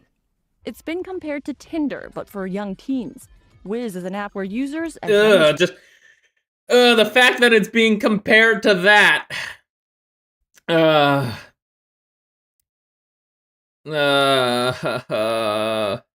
The fact that it's being called to, compared to that is just, you already know exactly where this is gonna go. 12 years old can swipe and meet new friends randomly. It can be a minefield. There's a lot of weird people on there. They like to ask for nudes. The Canadian Center. Shocker! What? How shocking! My goodness! What the hell is this? Hey pal, you just blowing from Stupid Town? Center for Child Protection says it has received more than 180 reports about Wiz in the last year and a half. So I did a little research and found that Wiz is actually a lot worse than people think it is. And it's also not the first or the last of its kind. In fact, there are shockingly many dating apps for kids out there, or friendship apps, as they like to call themselves. So in this video, we are going to talk about the rising... Right. It's totally just friendships that are happening on there between people who are way above the age of the target audience, and them interacting with the target audience of the app, and they totally just want to be friends. And I don't think they told the people who are above the age of 18 totally just want to be on there to make friends. That's not suspicious at all. Disturbing trend of these friendship apps. And then we're going to actually look at what is happening inside these friendship apps. I actually posted about this on Twitter the other day, and people were like bamboozled that this was actually a real thing. I follow Shu, and she's so fun. Smugglewana! I follow Shu, and I watch her videos all the time. The hippie peace sign is, in actuality, the 1940 German atomic bomb symbol based on the Ur rune, the death rune. Get the nukes! Funny, like sometimes you'll just comment on something and it just blows my mind. Like, how did you find this? I don't find it. It finds me. Yep. Also, I remember learning about that a little bit before this video was made. It didn't take me... I think it was like, what, in November I first learned about this phenomenon. It still hasn't changed anything. It's still really fucked up. There is so much insanity happening on the news every single day. I try to bring you guys the craziest stories, but honestly, it gets hard to keep up. Thankfully, I have an app for that. So before we get into this deep dive... Ground News. Yeah, sponsored by Ground News. Tinder for kids. No, I'm not joking. Tinder used to have a 13 to 17 section. Kinder! Huh. If you will. Tinder eventually... I wonder what happened with that. Look, Scurvy, they're just trying to make you like CP. Yep. It's fucking evil, man. Apps like that are truly fucking evil. Got rid of it in 2016, but and yes, that is a real problem that is on these that are on these apps. The trading of that shit. Like, it's a real fucking problem. How wasn't this app shut down any sooner? The market for a Tinder for kids was apparently still there. So it wasn't long before people saw dollar signs and created their own friendship apps. There are many friendship apps on the App Store for minors, like Yubo, Hoop, Perp, Scoot, Badoo. What in the f***ing Dr. S. Seuss is this? The Skadoos were on their Badoo app, sending their boos pictures of their kazoos. Listen back.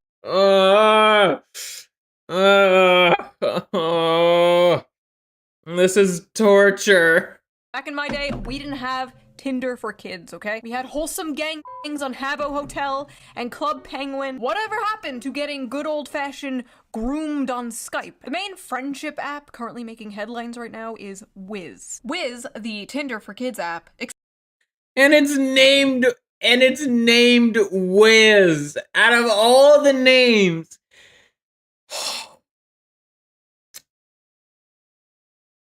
You know something, fellas. I'm surprised. We have not. I'm surprised the next Austrian painter has not risen in the political arena. Things have actually got worse than Weimar. If you could believe that's possible, things have gotten worse than Weimar Germany back in the 1920s and in the early 1930s. I'm surprised there hasn't been anyone to truly rise up in the political arena to really put a stop to all this shit.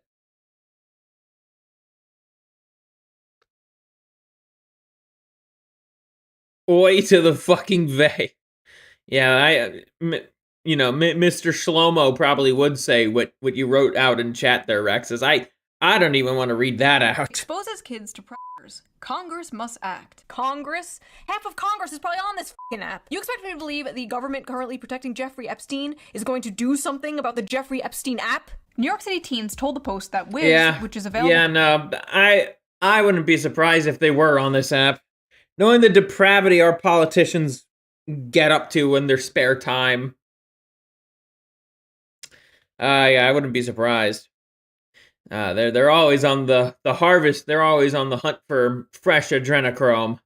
to users 13 and older is similar to a dating app in the way you swipe through profiles, and that some underage users are relying on it to arrange hookups with strangers, including adults. It's like Tinder for kids, a 16-year-old high school senior from Manhattan told the Post. Like, literally, when you think of Tinder, that's what it is. Trying to hook up or, like, date. Many of the profile photos are thirst traps, with girls in sports bras and boys posting shirtless selfies. It's marketed as a wholesome app when it's What the actually hell not is a this? wholesome app. Yeah, no shit, it's not a wholesome app. How would something like this be a wholesome app? Yeah, that's impossible. It shouldn't exist. And it's a mark on just on how depraved Western society is. There have already been multiple arrests across the country of adult predators sexually assaulting teens they met on the app. In Washington, a 23-year-old man was charged with rape earlier this year after meeting up with a 12-year-old girl on Wiz. The victim told police, What the hell is this? Lord have mercy on us all. Honestly, Lord have mercy on us all. What the fuck, man? Seriously, what the fuck? Sounds like that place does not have a vetting process. Seems like people just lie about their age all the time. It's disgusting. Really is. police he claimed to be 15. A 19-year-old Marine in Hawaii was charged with... You know, that actually did bring up, in regards to the whole Tinder thing, right? That actually did bring up a memory. There's like this chick in like high school that I was like pretty madly in love with, actually. I didn't know that she was just like I didn't think she was like a massive raging whore at the time. I wouldn't be surprised if she still is a massive raging whore. But who's basically disgracing her bloodline. But man, I was just like, how are you on Tinder? I remember asking her this, like, how are you on Tinder? Don't you need to be like 18? And she just told me. It's like, well, yeah, but it's pretty, you could lie about your age on there. And I was just like, wow. Yeah, I was quite the stupid kid when I was in high school, I'll tell you that much. Here's a hint, Scurvy. If you had a girl you liked, she was probably ran through before you could date her. Yeah, probably. I hope that's not the case with the one I met at church. I can only hope. Maybe she's born again. I don't think Catholics do the whole born again virgin thing. Not to my knowledge. Especially with the way Catholic men view those types of women now. So... sexually assaulting an 11-year-old girl he met on the app. And a 27-year-old Chicago man is facing charges for sexually assaulting several teenage girls he met on Wiz while also pretending to be a teen. In 2024, Florida's Department of Law Enforcement arrested a 20-year-old man for using What the hell is this? A minor. After investigation revealed he was speaking to a 14-year-old girl on Wiz while purporting to be 16. Okay, so not only like 20-something-year-old adults were pretending to be younger, but younger people were pretending to be older. Is there no age verification on this app? At Wiz, the safety and well-being of our teen users is our highest priority. Yeah, no, it's really not. It's really not if this shit is happening. And just because it's only a few selected instances of this doesn't mean it's not, I have a feeling the PR people at Wiz are like, oh, it's just a rare thing. And justice gets served. It probably happens a lot more than you think it does then. And they're covering it up. They're most likely covering up a lot of this shit. You know the right time to ask her if you're serious about it. I hope you get married and it works for you.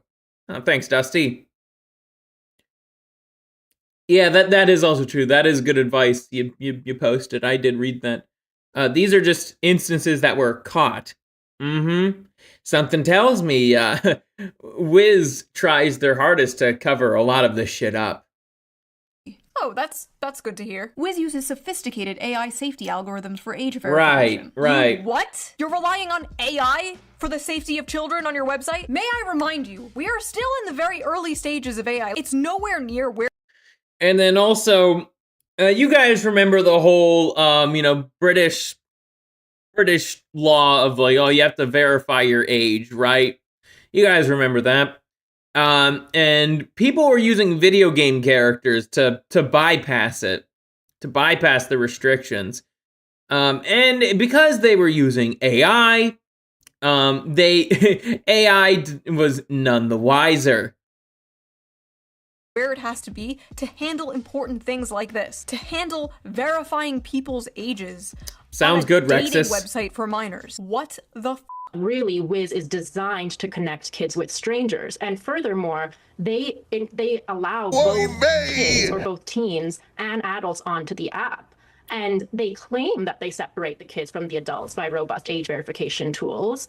But I personally have tested those tools, and 3 times, every single time I tested them, I was able to create an account as a 16-year-old, and I was put into a category where I was encouraged to date 15 to 17-year-olds. Like, what the hell is this? 20-something-year-old say they were 16 and easily get into Wiz. Verify your age. To make sure you connect with people your age, we need to verify yours. Age verified. That didn't take. Or this 20-something-year-old that said they were 15. Wow. Age verification. Age verified, fun starts now. What is that? What's at stake here is that that a adults, troon? particularly adult men, can pose as 15-year-old boys and hook up with teenage girls or teenage boys for that matter. It's as simple as that. Stephen Malcolm, founder of the pedophiles are disgusting creatures. I refuse to call them human. I do. I really do. They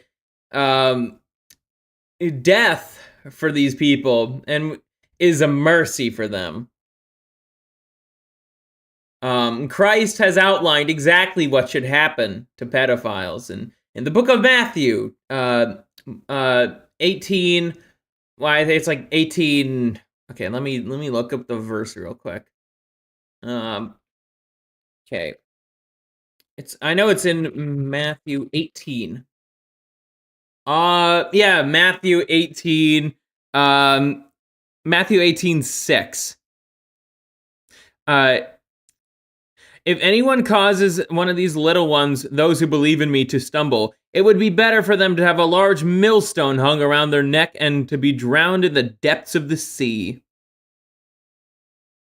That is very, very based there, Christ. We should start doing that. We need better device-side child controls, not to lock everyone's online security to a digital ID. But a bit of a red pill there. I've said it earlier when I was debunking Bandman's bullshit. Is that we actually have no need for digital ID in the U.S. We live in a full-on surveillance state. They know everything about us. They know what we get up to, just everything. Those tools that the feds have are very, very, very cutting edge. They're not going to implement digital ID. The only reason why the UK is trying to implement digital ID, it's primarily to act. They're trying to be on top. They're trying to compete with us in being a surveillance state, but they're also just trying to silence dissent. I say that now. I do say that now, but again, it would just be redundant. That's the thing about digital ID, at least in the States, compared to Europe. Digital ID, it would just be redundant. And it's like, we already do a lot of things that already bar people from doing shit anyways. Compared to the UK. Anyways, let's continue. Family Online Safety Institute told the Post, Stephen Balkan was able to sign up for Wiz as a teen. Oh wow, he must look pretty young. Oh no. It's honestly just incredible to me what the hell is this? People like Tinder, 4 kids, and Wow. nobody in that boardroom immediately got up and punched that guy in the head. This idea should have never been spoken into the world. This is a curse upon our lands. Yeah, I mean, hey, I wonder who would even voice such an idea in the first place. CEO should be trapped I inside wonder. of a crystal for 1,000 years. So who are the geniuses behind Wiz? Let's take a look. Oh, it's just a bunch of f***ing nerds.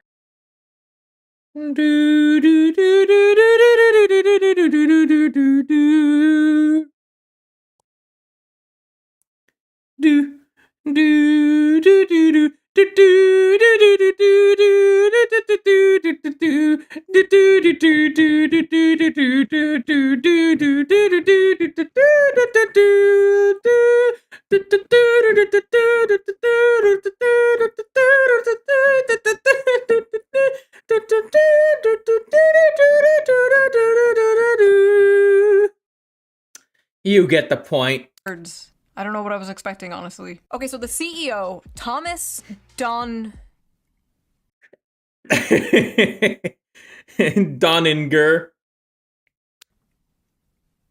Can I say that? Now I know what you're thinking, and I just did. Yes, he is. French. It's always the f***ing French behind this shit. Cutie is now this. It's seriously time we start asking the French questions. Believe it or not, this is not the first time Thank you, Wiz Compa, has thank been you. under fire. Last year, Apple actually had to remove it from the App Store because of sextortion controversies. Apple removed the app Tuesday after the National Center Shocking! for Sexual Exploitation Very contacted the company with shocking. concerns about the alleged use of Wiz in sextortion scams. Extortion is an increasingly common online crime in which people are enticed to send sexually explicit photos. Once the photos are sent, the receiver of the images threatens to share them online or with family or friends unless the victim sends money. John Sheehan, Senior Vice President of the Exploited Children Division and International Engagement for the National Center for Missing and Exploited Children, said his organization has received more than 100 reports from members of the public about minors allegedly extorted on Wiz this year, putting the app behind. Wow. That's very shocking. It's very shocking. I am surprised. I'm surprised. I'm so surprised that sextortion is happening on Tinder for kids. Shocking. Very shocking. Behind only Snapchat and Instagram for such reports. So because there was extortion allegedly from Wiz, they had to shut it down. And this is the public statement Wiz came out with. Are you ready for this? Hey there, just wanted to drop in with a quick heads up. Wiz is currently taking a break from the app stores due to a technical hiccup. We're working super hard to get everything sorted out back to normal ASAP. Here's the deal. If you uninstall Wiz during this time, you won't be able to re-download it until we're back up and running in the App Store. So we recommend hanging tight. We're really sorry for any inconvenience this may cause. We appreciate your patience and support. Stay tuned for the update, and in the meantime, keep enjoying Wiz. Thanks for being part of our Wiz family. Oopsie poopsie, we deal will fuck you wucky. And when they were allowed back, this is the most kosher thing I've ever heard. Like, this is like, seriously, this whole thing of child dating apps is easily the most kosher thing imaginable. Especially knowing how they view, goyim children. back on the App Store, this was their announcement.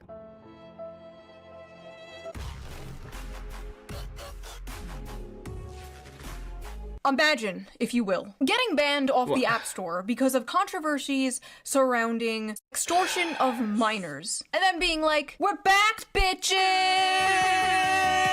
Literally the South Park meme, rubs nipples, where, ooh, that's too bad, ooh.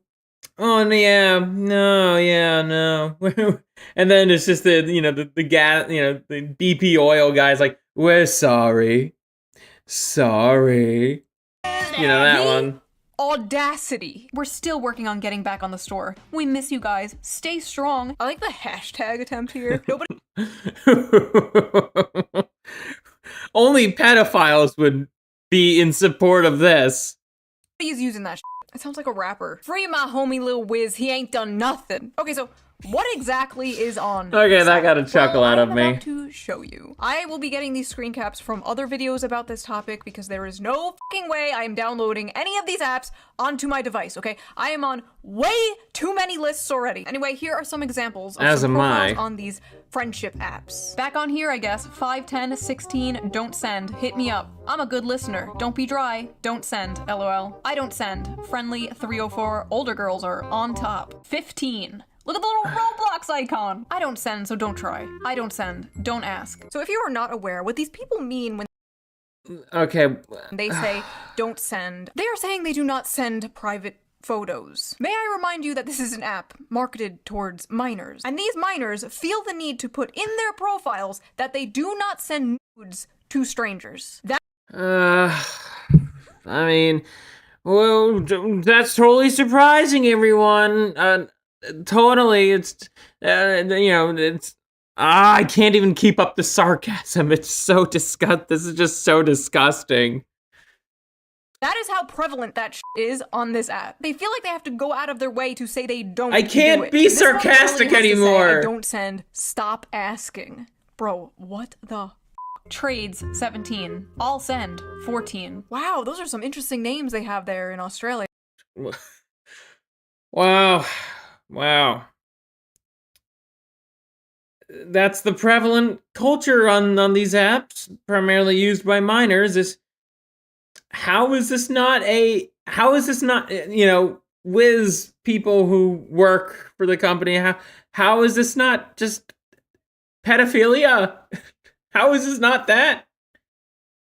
How exotic. My shit big, by the way. 16 years old. No Bill Cosby shit, but if bitches sleeping on me, then I'm a fuck 'em.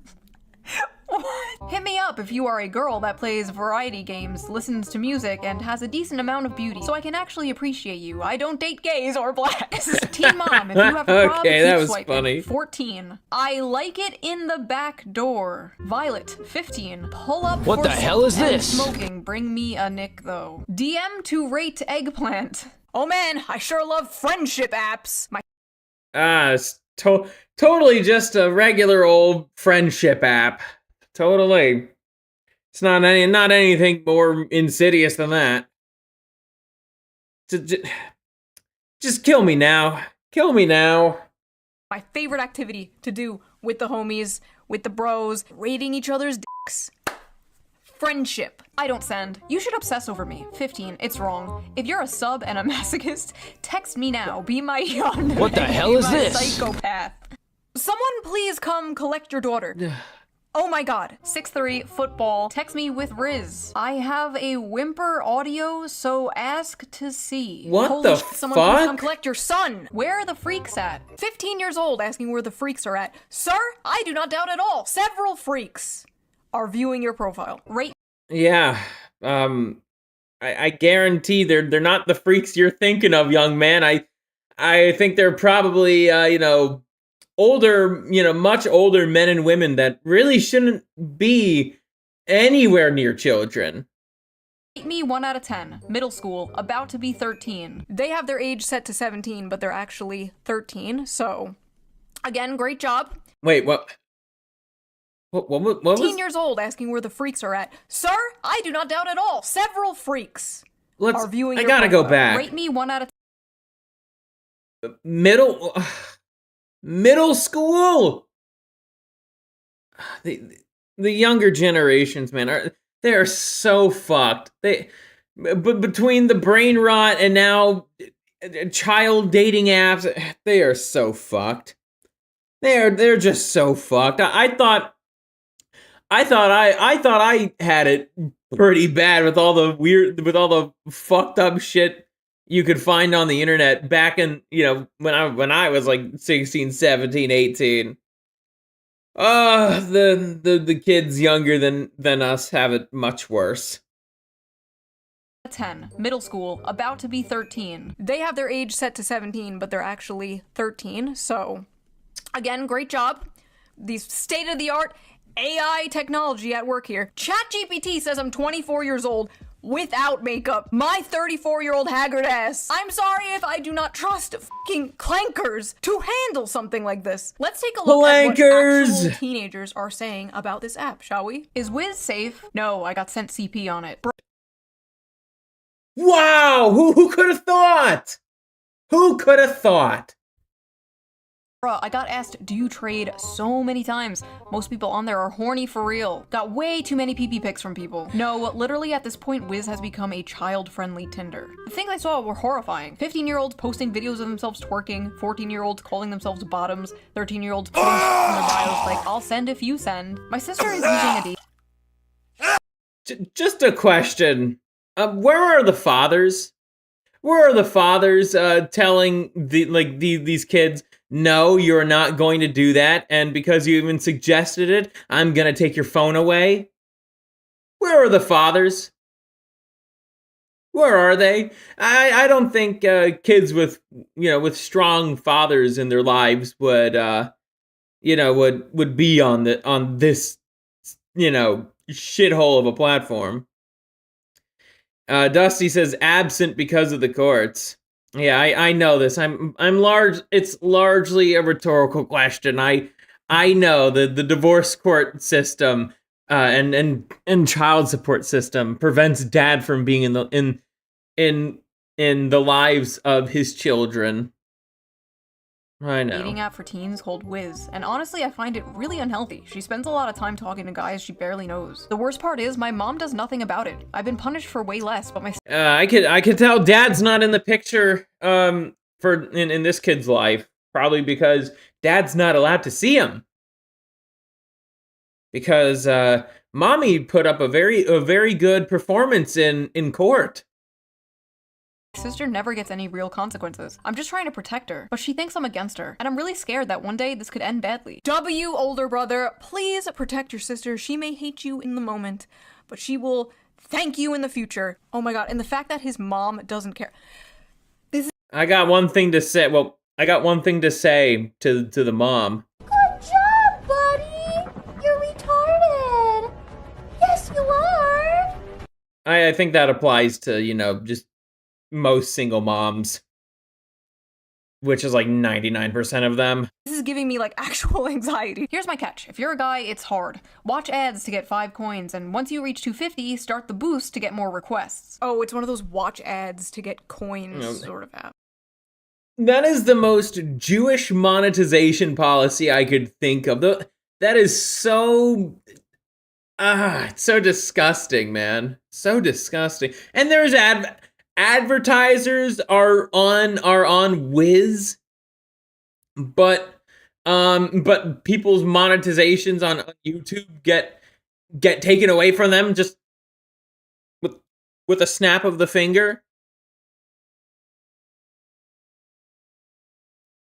Of course. So what are the ads these Gotcha, 13 Dusty, to gotcha. 17-year-olds being forced to watch in order to get coins or whatever the Let's take a look. Let's take a look at what type of ads Oh no. are on these friendship Oh no. apps. Oh no. Safe chat room. Enjoy private No! chats with gorgeous online. No! Me. 1v1 video No! chat. Please tame me. I wanna. AI generate not safe for work. Dirty call and fast. Free video chat with naughty hot girl. Now I know every single social media has an issue with this. Every single one, from Instagram to Twitter, there's always an issue of predators preying on minors on social media. But these apps in particular are created with weird intentions from the get-go. Like, why does a 13-year-old kid need an app like this, where they swipe on photos of people and like plan to meet them in person? They just don't need an app like this. The bad that potentially comes with it completely outweighs like any of the good that. Remember the loneliness economy that Moon mentioned in the previous video segment? Do you remember that? I sure do. This is arguably the worst part about the loneliness economy. This shit exists. That can come from an app like this. I remember when like don't talk to strangers online was like the big thing. That was like the main internet rule. That and don't believe everything you see on the internet, which is funny now coming from the boomer generation that thinks like this is real on Facebook. Meanwhile, nowadays, apps like this are literally marketing themselves Yeah, to boomers minors are like retarded. meet strangers on the internet. As a teenager, it is like the optimal time to like meet friends in real life. Like that is when it is the easiest, because it gets really hard to meet friends. Yeah, that's true. For me, I never, at least when I was in my younger years, I think I had it easiest in middle school, actually. In high school fucking sucked for me, I'll tell you that much. I didn't really make any friends. It's just like, even the people that I have like their numbers, they don't talk to me, I don't talk to them. It's probably for the best. I think they'd probably be like, "Oh, Scurvy, why, you're Eastern Orthodox now?" Yeah. Yeah, even I don't even want to know what the kids have to go through now. It seems like it's impossible to actually meet like decent people, at least in the American schooling system. Everyone sucks. I've been saying it for a long time now. Everyone fucking sucks. As an adult, it gets hard as fuck to meet friends as an adult. Like, everyone's already established, everyone already has their friends, and like, Yeah, that's also true. And at least in my case, in particular, it's just like they come and go. They really do come and go. Yeah, that's also true. And even if I do meet somebody, most of the time they don't have. They're just NPC goyim. They're just cattle. if you try to make friends with someone, you feel like a fucking like weirdo freak. Like when I moved to the city, I tried Bumble BFF. I think I've told this story before. Sorry if I told the story before in a video. Not much happens in my life, so if I repeat stories, I'm sorry. I tried Bumble BFF and the only person I matched with was a furry. Anyway, my point is, I don't think 13-year-old, 14-year-old, 15-year-old, whatever, they shouldn't be meeting strangers off the internet. Like, at the very least, what these apps are doing are normalizing hookup culture. Basically grooming them into hookup culture.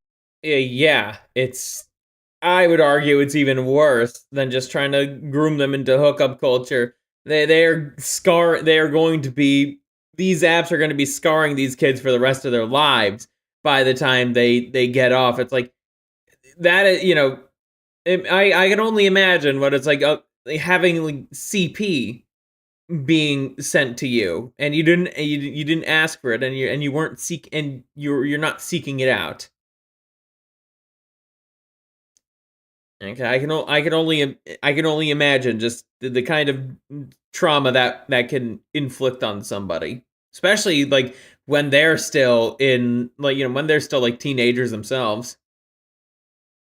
Culture, one of the most toxic aspects of modern society, in my opinion. But these companies do not care. These companies don't care because at the end of the day, they are making a profit. It's not surprising at all that a lot of these apps showed up during COVID, during lockdowns, when many teenagers and kids were really lonely. Like I said before, the app is apparently full of ads, freaky ass ads. And you can buy like all this extra stuff on the app. There's like in-app What the fuck? Why? Oh my god. And there's also loot boxes. There's also fucking loot boxes in this too. So evil. There's just a palpable evil that's just emanating from this app. Purchases. There's like the fucking burger bundle, whatever the hell that is. I like how this is so blatantly like a French person's idea of like, this is like a French person's idea of like marketing to the United States. Bonjour, Americans. Would you like the burger bundle? So you can have a 13-year-old girl on your, how you say? Oh, wait. Yep, pay, be a slut. That's what these apps teach. Normalization of hookup apps is the fact that this app is mainly used by minors to trade photos with other minors. A lot of people, a lot of teenagers especially, don't know that even though you're also a minor, you are still technically creating and distributing CP. If those pictures somehow get out, if she breaks up with you and posts them, you could both get in trouble. You could go to jail. You could be labeled a sex offender. Yes, you as a minor could be labeled a sex offender because you sent pictures to another minor. And that's what like 90% of this app is. Minors getting each other's There's a reason why I say, and this is what I'm planning on doing by the time I have kids and they're teenagers. They're not getting phones. They're not getting like smartphones until they're 18. They're gonna get like little flip phone. They're gonna get like little flip phones. That's it. That's it. That's all they need. And I'd like to encourage other people to do the same by the time they have kids. That way, because people at that age are pretty fucking stupid. That way, they won't basically destroy their lives. Ideally, they should try to have something, without a camera function. Links and trading and whatever the like, how do the creators of this app not see that? How do they do see it? They don't care because a burger bundle. So what can we do about this? One particular promising solution pending before Congress is the Kids Online Safety Act, a bipartisan bill that establishes a duty of care for online platforms likely to be accessed by children. So this is where I start to really disagree with you, because I did go over Cairo and we actually went over both COSA and Screen, and like I said in my viewing of both those laws, it's like COSA is actually too good of a law, and Screen is too vague of a law. COSA actually would have been a good thing for the internet, funnily enough, despite all the fear-mongering surrounding it. But that's because these people don't read the laws in question. They just say, they just try to scaremonger chibi reviews. That's because they're just trying to push a grift. The reason why COSA would never get passed is because it's too good of a bill. Listen, of course I think government regulation is absolutely necessary to keep corpos in check. If not, they would just do a bunch of immoral, evil shit for money. Yes. However, I do not trust the government to handle anything regarding free speech and the internet. Listen, it's fair. I can say that is fair. I certainly don't trust this administration with much of anything, actually. And no, I'm not a leftist either. I felt the same way about the Biden administration too, if not more so. But man, I just don't trust him. Also, primarily because Christ is not in the picture. That's the big thing. That's the big thing for me. in a perfect world, the government would step in and make the internet a safer place for children. But we do not live in a perfect world. We live in Hell World. And in Hell World, anything the government gets its rubber hands on turns to shit. It will go from, we're just protecting kids, to, we're just protecting adults from bad opinions. It will go from, sorry little Timmy, you can't watch fat booty Latinas in Space 12, to, sorry grown-ass man, you can't post that opinion about Israel. But I don't know, you need a government ID to... That is... I mean, in regards to that, right, it's like, that funnily enough, that is what's happening in England. It's like, I'm also of the belief that evil can inadvertently, like, do good things. It's like, you know, the fact that kids are not watching pornography, that is a good thing. I think they absolutely were using that as a front to silence dissent from white British people, because that's what's happening right now, actually. And you know, Aiden Paladin was correct on that. But I think a lot of the other people grifting off the whole thing, they could go fuck themselves. To buy alcohol or weed online, why shouldn't you also need a government ID to watch porn or access apps like this? I don't really know. I kind of like go back and forth on my opinion of stuff like this. I don't really have a fleshed out opinion of this yet. Well, I do. In general, I think the Jewish porn industry should burn down to the ground. Also, in regards to if they don't burn it down to the ground, I would say it's like, you know, you need to present government ID to buy alcohol online or gamble online. So the same thing should be applied for pornography sites. yet. My husband has not given me my opinion of this yet. All I know is it is ultimately the parent's job Maybe to he monitor should. what their kids are doing online. But in my opinion, something like this shouldn't even exist in the first place. Like, imagine, yeah, we created meth for kids. You as a parent, you know, you keep your kids away, but, you know, the meth for kids is here. You know, if they want it, if they want to buy it. Like, no. Also, like, the parents are giving their kids iPads right out of the f***ing womb, dude. These little motherfuckers can't read. Australia is actually enforcing the first social media ban for kids under 16. These are the platforms being... I think, and I've said this before, especially on, like, my Twitter, I think that you have to be 18 or older to use social media. I don't want to see the opinion of a minor, okay? Yeah.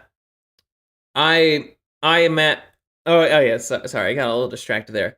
But I do not, you know, I don't think anybody wants to read the opinion of a minor on the internet. Again, I don't think anybody really does, so. Mod alert at ScurvyRum. What's up, AC? I heard that the Juice owns NordVPN. So they have lots of those who watch porn illegally. If the state says you need ID to age verify to watch porn illegally. Gotcha. Yeah, I'm aware of that. I think they have started to take precautions against that though. Some of the states, I forget which ones, have, you know, taken precautions in regards to VPNs. Banned in Australia. Facebook. But even then, what I've learned, and I'm not trying to like sound like a government shill or whatnot, but it's like there have been, you know, a lot of VPNs are rather shady, if you ask me, primarily because they're owned by Jews. Instagram, TikTok, Snapchat, X, YouTube, Reddit, Threads, Kick, Twitch. And these are the ones that are still allowed. Steam, WhatsApp, Messenger, YouTube Kids, Pinterest, GitHub, Google Classroom, Lego Play. WhatsApp? I remember seeing this at WhatsApp and Facebook Messenger. It's like, really? Roblox and Discord. I'm sorry, stop. Yeah, Roblox and Discord. Wow. The two platforms that are most notorious for child grooming are not banned. Really? You want to protect children, and you didn't ban Discord? Also, wow, I almost forgot. Roblox is also trying to become a dating website. Roblox, the game mostly used by children. I feel like kids are in such a rush to be adults today more than ever. I think because like social media and influencers. Oh my god, apparently the most popular jobs for children that they want to be when they grow up are like streamer and like YouTuber. We're so cooked, dude. I swear to god, if my kids come up to me and they're like, I want to be a YouTuber. Yeah, like, we are cooked. Nightmare. No, you're going to college. You're getting a degree. You're not going to be an e-girl. You're not going to be a streamer. You're not going to be the next Asmongold. You're going to be normal. I've said this before, but like my kids are not even know if the internet exists. I'm going to raise them as if it is 1875. And God forbid like a phone rings in our house. What is that strange bird I hear? Personally, I had unrestricted access to the internet when I was growing up, and I turned out fine. Knowing what happened with you, I know you're being sarcastic, but knowing what happened with you, June, yeah.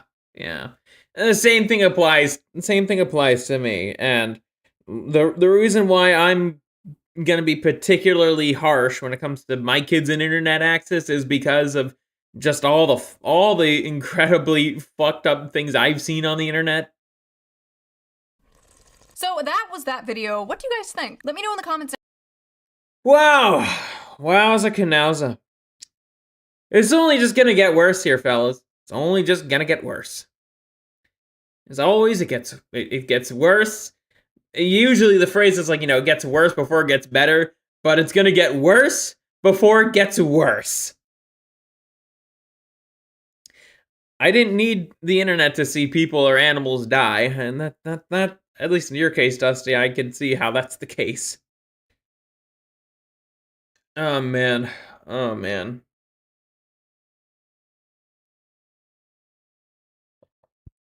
I needed to take a nice swig of booze for that. Okay. let's see. Okay. I know we're on the BRB screen, but I just want to see what we have planned next. I think we are. I think I am gonna swap some segments around. I am also gonna just check my notifications. Yeah.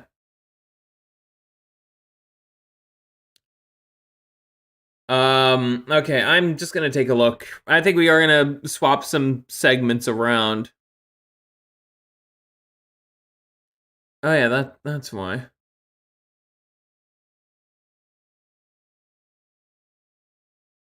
Okay, yeah. Okay, yeah, I know what we're gonna do next. We are going to talk about what's been going on in Minnesota. I think I'll let Rexus know that he could resume watching the stream. We are now going over the Minnesota fraud shit. All right, I am gonna clear up my Discord DMs because why not? Okay, so if you guys haven't been keeping up to date with the news, documentarian Nick Shirley decided to investigate Minnesota's billion-dollar fraud scandal. Shall we take a look at... it's not just in Minnesota, it's in Ohio and many other states. You know, I hope New York and California get investigated soon. And oh, wow, wouldn't you know, I'm also recommended a video by Tyler Oliveira in regards to Minneapolis's Somali invasion. Who knows, we might watch that, but let's get started. Hello, we'd like to ask where the money's going. What do you guys think about the fraud that's not taking place here in Minnesota? I don't think anybody is enabling fraud to happen. The whole Governor Walz accountable for this. What was this money spent on? 1.26. My goodness, it's like this is something I've been thinking to myself, and like whenever I'm like driving it alone in my car, but it's like this is literal fucking click clack language. Like, how is this? This is not a language. It's like modern Chinese all over again. It's like, how is this a fucking language? It at least, you know, in modern Chinese's case, it's like it's way too complicated to actually be one. And in Somali's case, it's literal just fucking clicks and clacks. Million. What was that money spent? There aren't any kids. Answer the question. Are there children? There's no children inside this building. Potentially the largest. Wow. So Nick Shirley's a pedophile because all he wants to see are kids in the building. It's like, oh my goodness, how fucking disingenuous are you to assume that, you know, that's something, you know, that this guy's a pedophile? How fucking disingenuous do you have to be?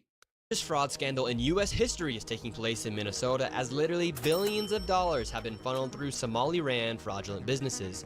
So much fraud, it could actually almost replace the entire GDP of Somalia. These fraudsters have worked hand in hand with the Minnesota government as they enabled billions of dollars to be given to fraudulent businesses underneath welfare purposes. Some of this money eventually landed in the hands of terrorist groups in Somalia like the Al-Shabaab and others who enriched themselves all at the U.S. taxpayers' expense. And in this video, we will break down all of the fraud from start to finish, from going to the fraudulent businesses and confronting the people who are making millions of dollars from the government. And we will also be confronting the incompetent government leaders who let this fraud happen. And to make this happen, I met up with a man who's been doing his own investigation for years now, as he has seen the fraud firsthand. His name is David. Let's get into this and be prepared to be shocked.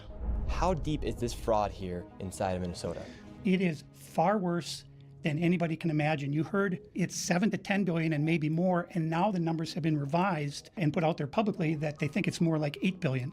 How I got involved is that where my office is here in Minneapolis, I'm sort of in the heart of all of this fraud, and I would see these childcare centers. I said, well, there aren't any kids there. It's the middle of the day, and all I see are a couple of guys standing out front smoking. Observation. Guy's mind is children. I bet Nyara has said something exactly like that. Very hypocritical coming from you, Klaus. Also very hypocritical coming from a lot of leftists.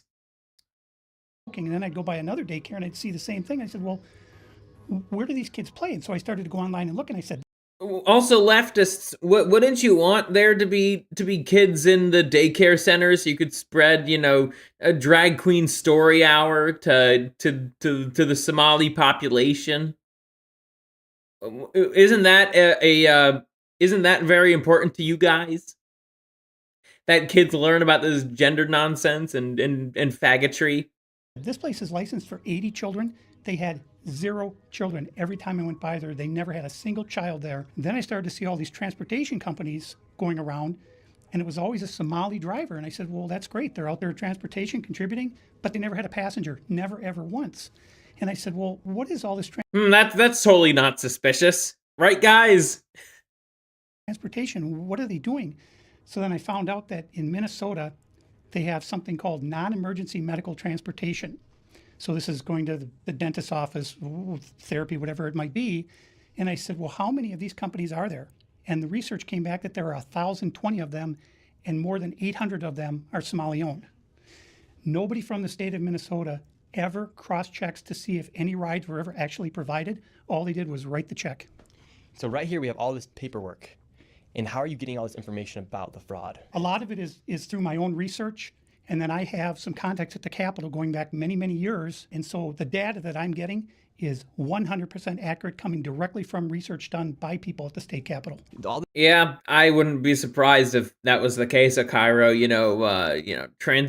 Drug trafficking.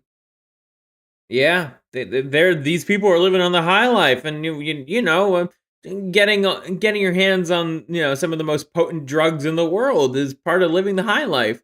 Wolf of Wall Street must have taught them well. All this paperwork right here, what are we looking at? The areas of fraud that I have numbers for are mostly related to childcare. This is massive fraud that is beyond anyone's imagination, the scope. And so, for example, there's a childcare not far from here in Minneapolis that has two childcares listed at the same address, and together.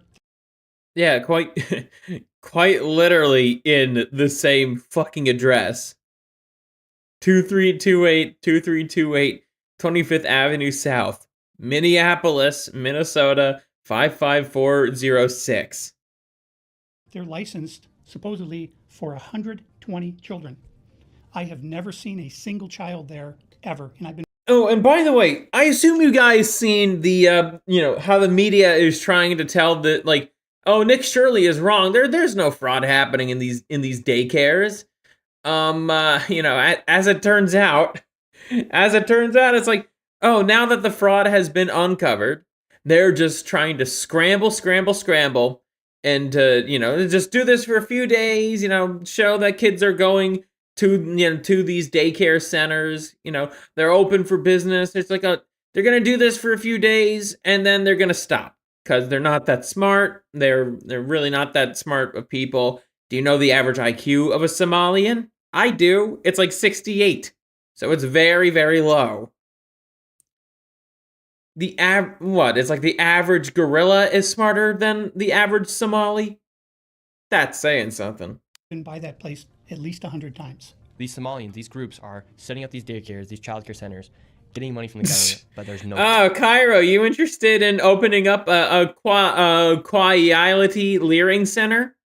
Well, I mean, you just got to move to Minnesota. You'd still be able to take care of that. Kids. No kids. Never had any of them. They're all fraught with. Oh, wait, but you're mostly white, so that you'd probably actually get caught. Violations, and even though they have these violations, they're still in operation and they're still getting money, and it's millions of dollars for every one of them every year. And who's getting the money, and where are they getting the money from?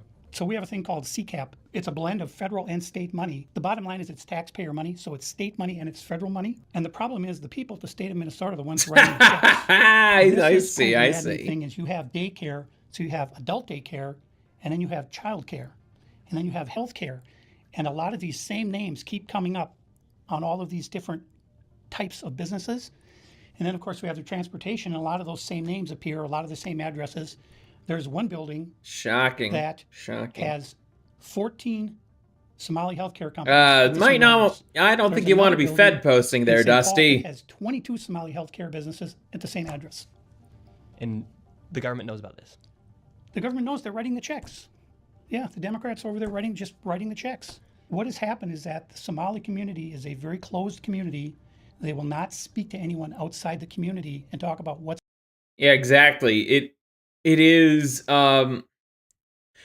it is absolutely a racial issue. I remember telling Amalgamite this. I was like, I'm so glad there's other people out there who recognize that this is a racial issue. 100% it's a racial issue. And the reason why it's a racial issue is because the whole reason why this scam is these scams are even able to happen is because, again, it's Somalis that are doing this, browns. If whites were to try to do this, no, they'd get caught. They'd get caught, guarantee it. What's going on within the community, they vote as a block. And so when you're a politician, you're saying, look, I've got 100,000 people in Minnesota that if I do something for the community, they're going to vote for me. And that's what it's all about, is getting the votes. And then the people here in Minnesota, you hear this term, Minnesota nice. I'm so sick of that term. The people here are so afraid of being called a racist or an Islamophobe. No thanks. I don't want to get PTSD and murder people for Israel. Yeah, I see what you were talking about, Dusty. Advertising our Zionist military. And they're afraid of their own shadow. And I don't understand. This is our future generations are going to have to pay for all this fraud. And they just want to bury their heads in the sand and go on and just not worry about it. Tim Wall's saying there's organized crime in Minnesota. What did he do about it? Nothing. You got Nothing. Organized crime? Nothing. What do you do? He benefits from the organized crime, actually. He does. More money. It's more money in his personal coffers. And he also has a very reliable voting block now, because these people can vote. For some reason, they could vote. I completely disagree. This is an Israel issue. There are millions that could be sent to Israel. How dare Somalians take away from Israel? Oy vey.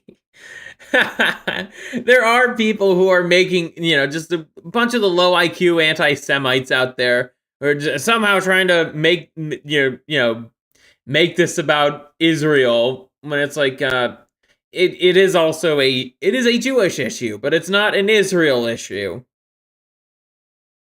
They're unable to read between the lines here. Doing. This is the Minnesota law, which mandates that anyone who knows of fraud and is a state employee must report that fraud. It's because a bunch of these people, like, the low IQ Muslim anti-thems, right? They are just like, oh wow, Nick Shirley is a Zionist, but it's just like, you're only mad because this is affecting you. That's the real reason. You're just not smart enough to actually think thoroughly about it. You're mad because it's targeting people who could also be help you fight the good fight.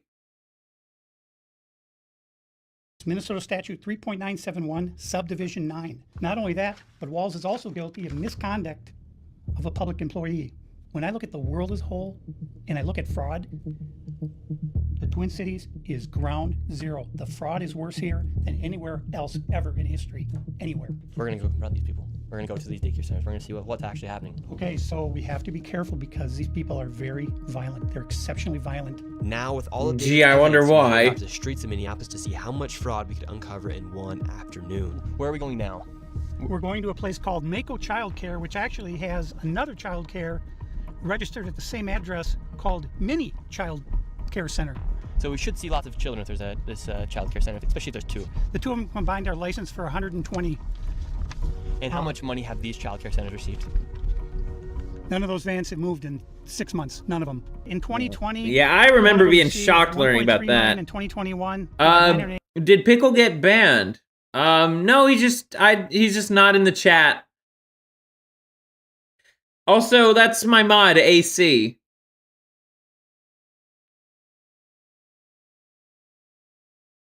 Cairo removed Chef. Oh, right.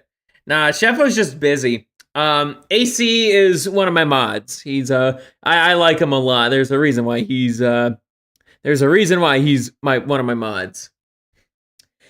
Also, Sheffo doesn't talk like AC. 87,000. In 2022, they got 714,000. That's the last I have for that one. And then the other one, 1.604 million in fiscal year 2025. You mainly just listen these days. They got about 800,000. I see, that's fine. Fiscal year 2023, they got $904,059. This place right here. Yeah, it's just gonna keep adding up. It's just gonna keep adding up. Wait, where's Quality Leering Center? Yes! We're gonna skip to the Quality Leering Center. In this fraud, it spells quality. Facility right there. 9 million in 2 years. 5.9 million they received. Oh yeah, and there was like a conflict between the Somalians and the two glorious white men. In 2 years, that facility right there. And now we have a group of Somalis telling us in our vehicle right now. From this daycare center, we headed over to the infamous Quality Learning Center, which actually spells Quality Leering Center. The Quality Leering Center. That's where all the Democrat politicians got their degrees from. And also, Harry Sisson, the fucking Jubilee crew. A lot of the girls on the Whatever podcast, they all got their degrees from the Quality Leering Center. Totally not, it totally isn't fraudulent, guys. Yeah, they changed the sign to say learning. It's totally a legitimate business. Meanwhile, the guy who, quote unquote, owns the place, he's just like rubbing his hands like a Jew. Enter on the outside of their sign. That's how blatant this fraud is here at this daycare. Don't open up! So this is Quality Leering Center. I meant to say Quality Learning Center. Don't open up! They said...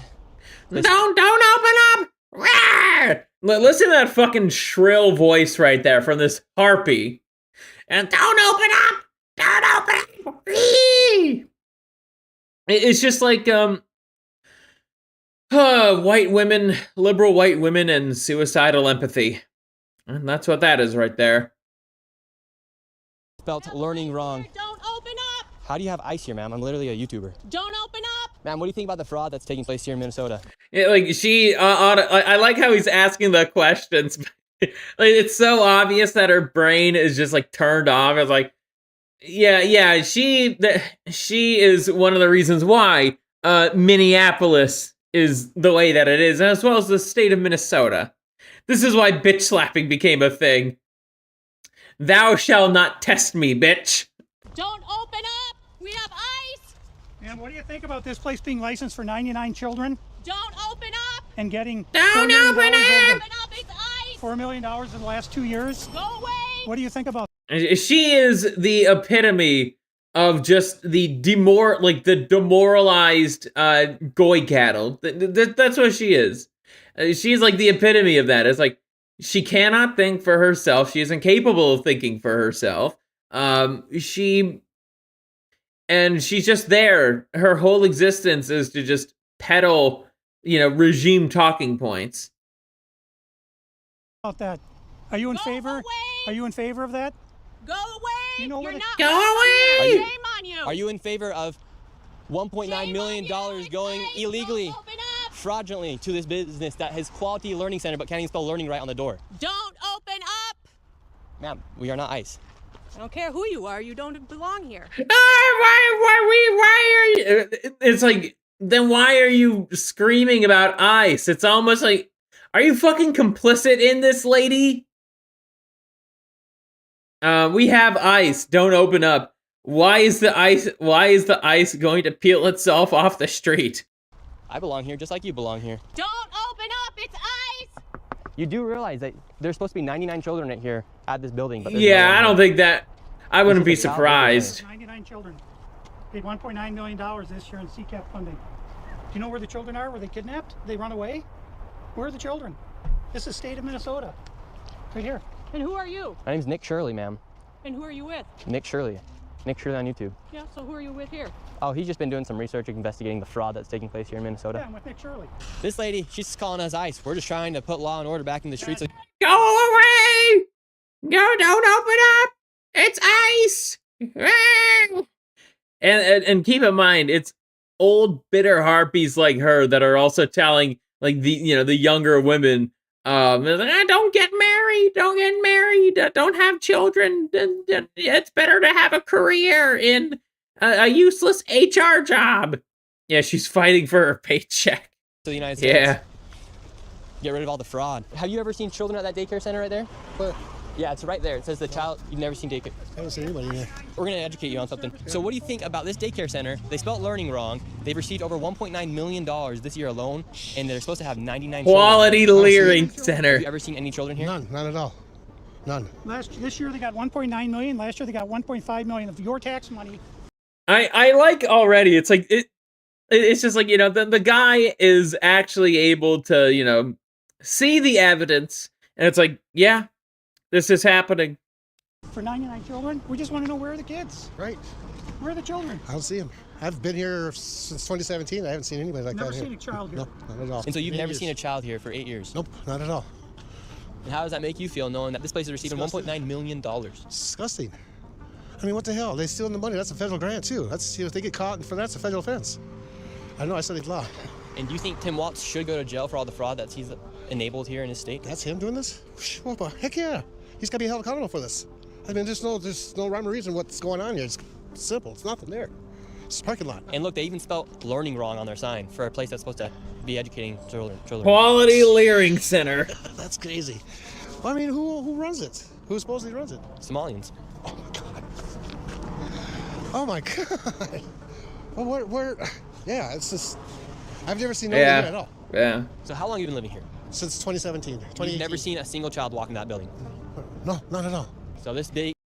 Oh, and it's only a few days after. Again, I'm gonna repeat myself here, but it bears repeating. It's only a few days after all this video comes out that suddenly they're just scrambling. So it's like, oh no, this is not a fraudulent establishment. And it's like, oh, we're changing the sign from leering to learning, and it's like, and you're getting the address right. It's like, wow. I would say that's rather indicting of fraud being committed. Daycare center is literally just a place to traffic money. $1.9 million just this year alone. And this guy's been living here for 8 years and has never seen a single child walk through those doors. There's no windows either. No. And the only window they do have, the door, is blacked out. Yep, I see that. I've never seen anybody go in there. Within just a few hours, we nearly approached $20 million in fraud, and we headed over to George Floyd's neighborhood to expose more of the fraud taking place. This place is called Future Leaders Early Learning Center, and it's licensed for. Oh yeah, the autism fraud, like the autism centers being ran by Somalis, and the fact that. Okay, so there is an actual exploit that these people like to do, in saying that, our children are autistic, when it's like, no, they're not. No, they're not. You are lying, and you're doing this so you could get money from the state. And, I mean, hey, where do they get diagnosed? I wonder where they get diagnosed, everyone. For 90 children. And in fiscal year 2025, they received $3.6 million. In fiscal year 2024, they received $3 million. So in 2 years, they got $6.67 million, claiming they have 90 children every day of the week, 5 days a week. So let's these people are making just about more money than NBA athletes. And we don't even know if they're paying taxes, but we don't know where this money is going. Is it going to terrorism? Where is it going? But it's theft, it's fraud. And the reason I'm involved is I want it to stop. I care about Minnesota. I'm doing this for the people of Minnesota. I don't make a dime off all this time I've spent on this. I put my life at risk several times, but I'm determined to see this through and to correct what is wrong, what is evil. Here at Future Leaders based. Early Learning Center, Very this based. building received over $3 million. Hello, how are you? I would like to see if I could bring little Joey here. Okay, I remember Aiden talking about this. It's like, this woman looks battered. Like, she actually looks battered. I'm not trying to make, like, a joke out of this or anything. Like, you can see her eye, and, you know, she has a pretty busted lip. She has a, you know, red eye, you know, looks like a black eye, actually. It's like, oh, wow, the people that are, you know, the Somali people have such a great culture. You know, cultural enrichment, guys. Now watch, the old guy will probably end up dead within a couple months. My son, little Lord Joey have here. Is mercy there a on door? him. Can I check out the daycare? No. Like, Totally a legitimate business here, everyone. Totally. Ah, man, we're not gonna. I don't think there's a point in watching the rest of this. I will send the link to the documentary in the chat if you haven't seen it already. It's good. It's really good shit. This is the kind of stuff I'm glad is on YouTube. But we got one more segment here. We got one more segment here for the night, and it's a good old regular cancellation. Where is my button? So I just have to go over to the tab first.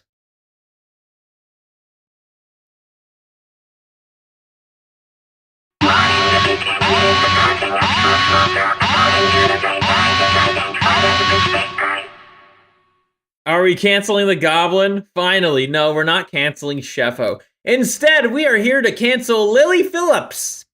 If you don't know who she is, you know, you could read the post that was quoted by this chick right here. Lily Phillips, the woman who slept with over 1,000 men in 12 hours, gets baptized and says she's closer to God. Yeah, right.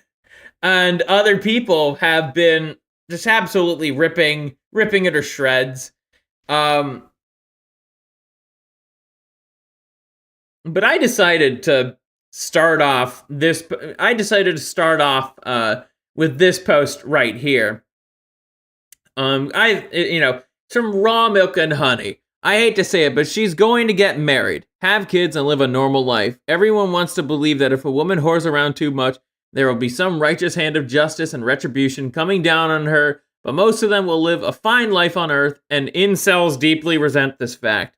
I don't like the framing of that last sentence, but if we look at the take itself, not the tone, yeah, that is very much a possibility. Sadly, it's because the simp epidemic is so bad. It's so bad. Men have, like, you know, it's not even just an epidemic, it's a full-on pandemic, and it's only just getting worse.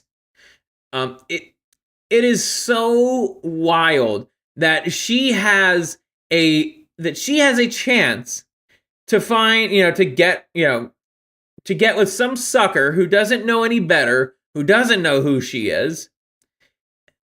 And, you know, she'll get married to that guy, and eventually, you know, as what happens with a relationship that's basically solely off usury, she'll divorce him and take his money. And wouldn't you know?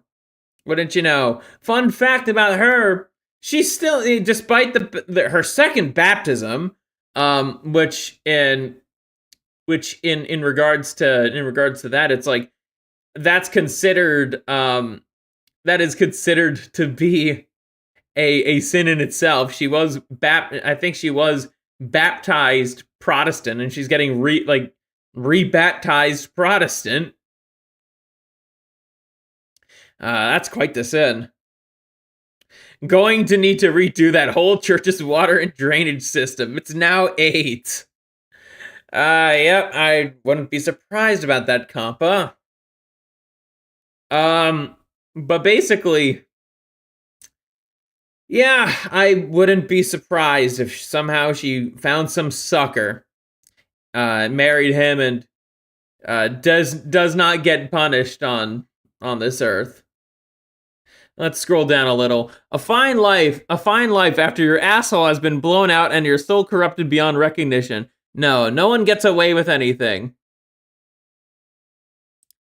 It's just you are mistaking a simp knocking her up with a normal life, getting married, having a kid who will 100% be bullied and fucked up mentally because of his whore mother, and then getting divorced 5 years later when no one is talking about that anymore isn't a normal, happy life. Yeah, normal is implied, Chica. But anyways, I wrote a post about this in response to this Need God fellow.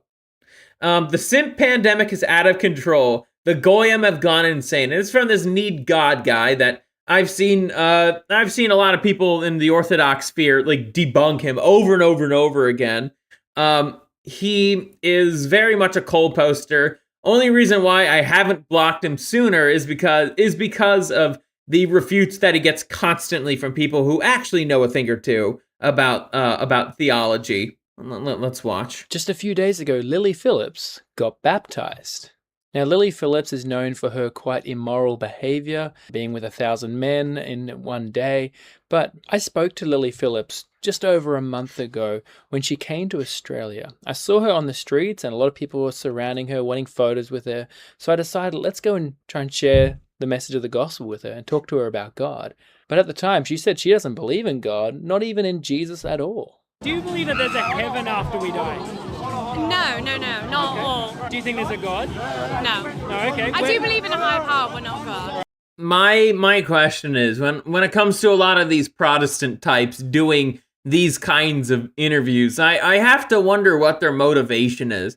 Cause you're not gonna be convincing people on the street to suddenly be a believer. It is a what's the term? It's like it's like he believes that his talk with her about God led her to do this performative ass conversion. It's like, no, she's not converting. She's using the whole thing for clout, and she's still making the adult content. She's still making porn for her OF. And it's like, yeah, the Lord detests such behavior, actually.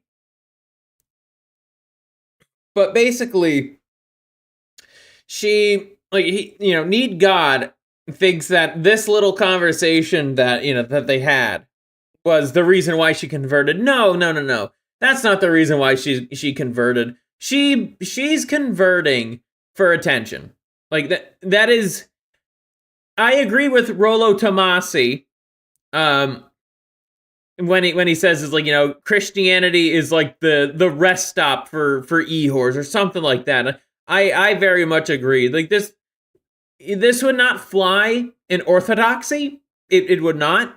Especially for someone like her, there would be a very lengthy catechesis period, and most likely she wouldn't be able to pass it, knowing her.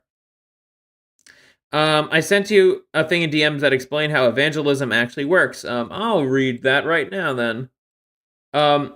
Evangelism, it's from Lamented. Evangelism requires one of three things. All of them are hard, which is why evangelism isn't for everyone, contrary to what most Christians think. Natural charisma and oratory skills. You can move a crowd to mass conversion, but most people don't have the chops. Need God is one of those people who does not have the chops. A personal relationship with the person in question. You only have a limited amount of these relationships. Your mother telling you this is going to land harder than an acquaintance or total stranger. The proselytizer has set a consistent, inspiring example for others to aspire to. I wouldn't say any of this applies to Need God. I wouldn't say he's that charismatic. I think he's a manipulator, yes. I wouldn't say he's all that inspiring. But yes, Lamented is 100% correct here. Let's keep going. I'm just gonna open up OBS again. Right, so like a creator for the universe? No, Okay. I believe it's evolution. Where did the matter of the universe come from? Evolution. It was the Big Bang, and we spawned from like monkeys. In terms of the Big Bang, wouldn't that need some sort of creator for it? No, I think just a huge, what are they called? An asteroid came into the Earth, and that's how it created the Big Bang. That's what I believe in. Oh my god. Oh my. Yeah, she's fucking retarded. That's all you need to know. Scientifically proven. But so. where do those asteroids come from? They would have to come from somewhere, right? Well, they come from space, babe. All right. Now, what do you think of Jesus? Jesus, I mean, you know what? I leave everyone to believe what they believe in, and I respect that. That's fine. But it's not something I personally believe in. Okay. Do you think he was real then? No. Really? Not even a real historical figure? No, I don't. Yeah, you see. think anything can save me. Really? No. Is it because you think you're too bad? Is that why or not? No, not at all. Okay. I mean, to be honest, I don't think anything I do is controversial or bad. So that was just over a month ago in late November when I spoke to her. But now she's come out saying, sorry. Wow. Quite a big thing happened in my personal life where I kind of felt the need to start speaking. Well, God save the mentally retarded. Yeah, yes, he can. He can. It's just the person who is mentally retarded also needs to change some, through baptism you are expected to, dial it back. We'll put it like that. To God again. I hadn't really practiced faith for a while. I just wanted to get rebaptized to kind of reinstate my relationship with God. This is looking a little bit positive. She's agreeing that God exists now, which is good. But I remember in our conversation... But why? Why is she coming to that conclusion? Why? That's something I, a convert myself, would ask her. It's like, why did you come to this? Why did you come to that conclusion?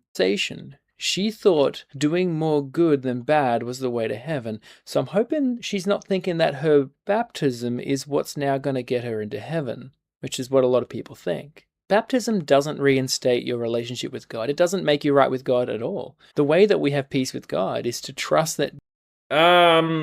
Okay. Yeah, I'm sure somebody who is way more knowledgeable in apologetics can thoroughly debunk him. Like Nikolai in Korea or really any Orthodox priest.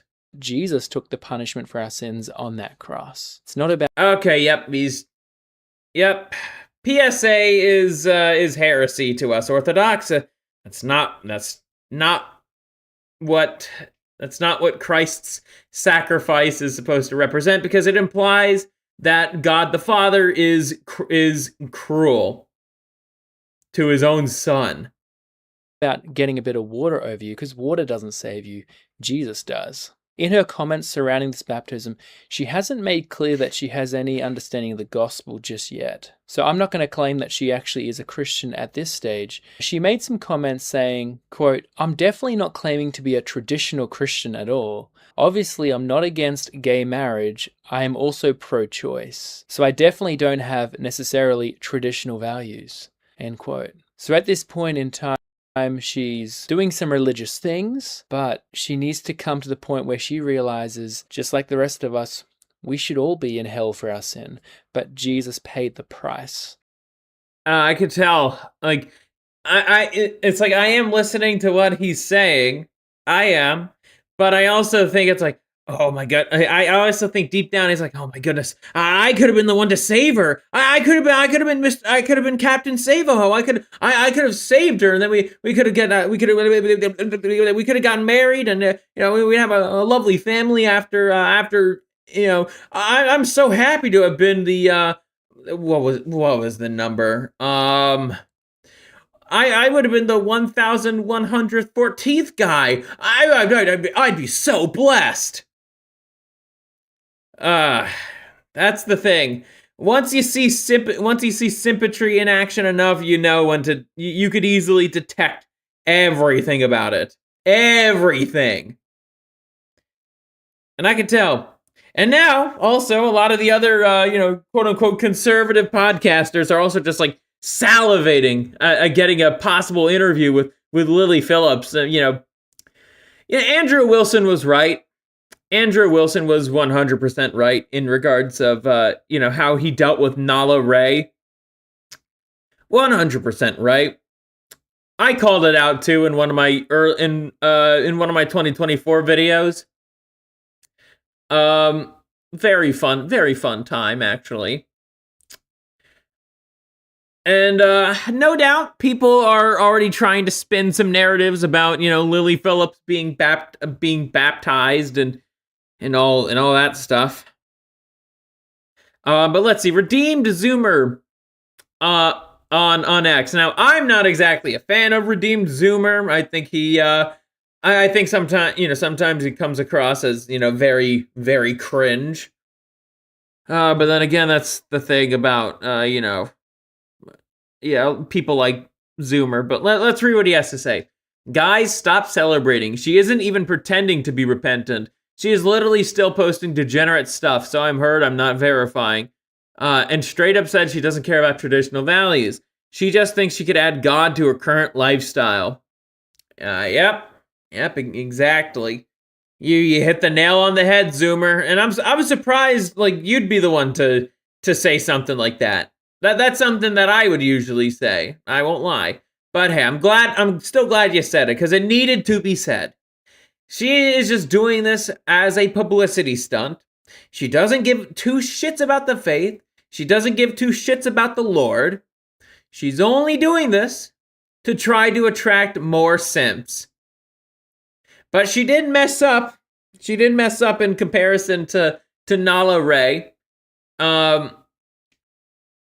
In that she's still making the stuff. She didn't stop making OF. With Nala Ray, she still makes money from. I think she still makes money from OF. Correct me if I'm wrong, and feel free to do so. I believe she still makes money from her OnlyFans account. But Lily Phillips is still just actively making content. And I remember there's this one dumbass chick on the Whatever podcast, right? She was God told me to make OnlyFans content.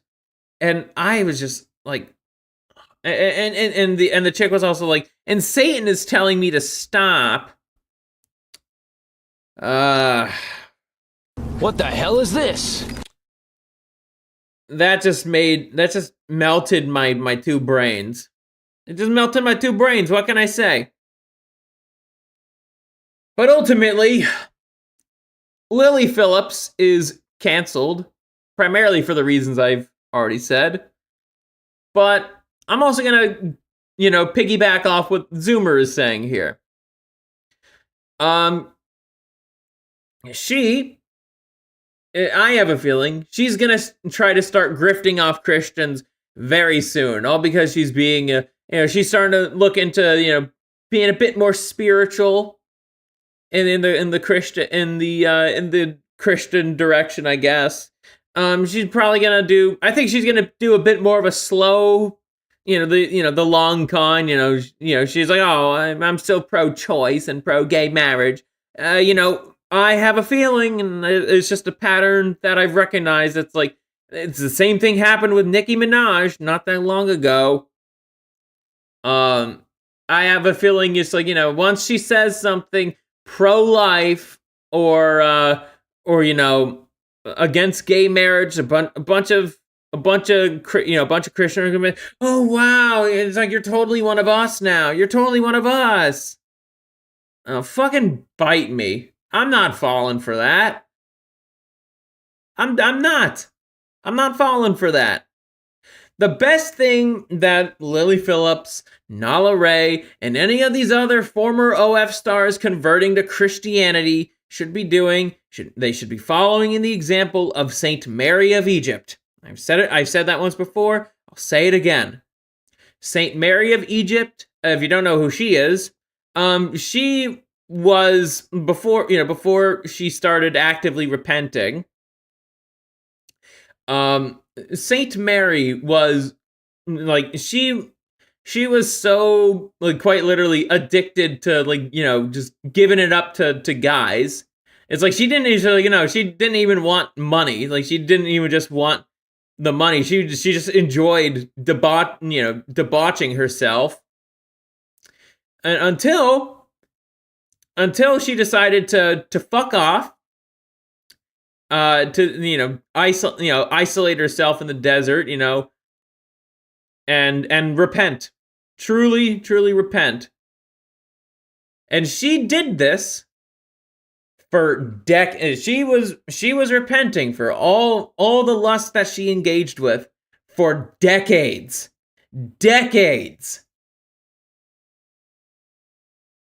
So she lived a very interesting life, and the reason why she's venerated as a saint in the Orthodox tradition largely has to do with the fact of her penance. It is pretty inspiring stuff, if you ask me.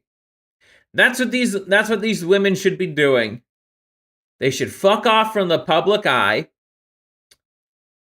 and truly repent. That is why Lily Phillips is indeed canceled. I'm gonna go back to the main stage here. So I was originally gonna continue this for a little bit longer. I just don't really have it in me today. I guess I'm a little tired, a bit more tired than I thought. Still, I think we had a pretty good stream tonight.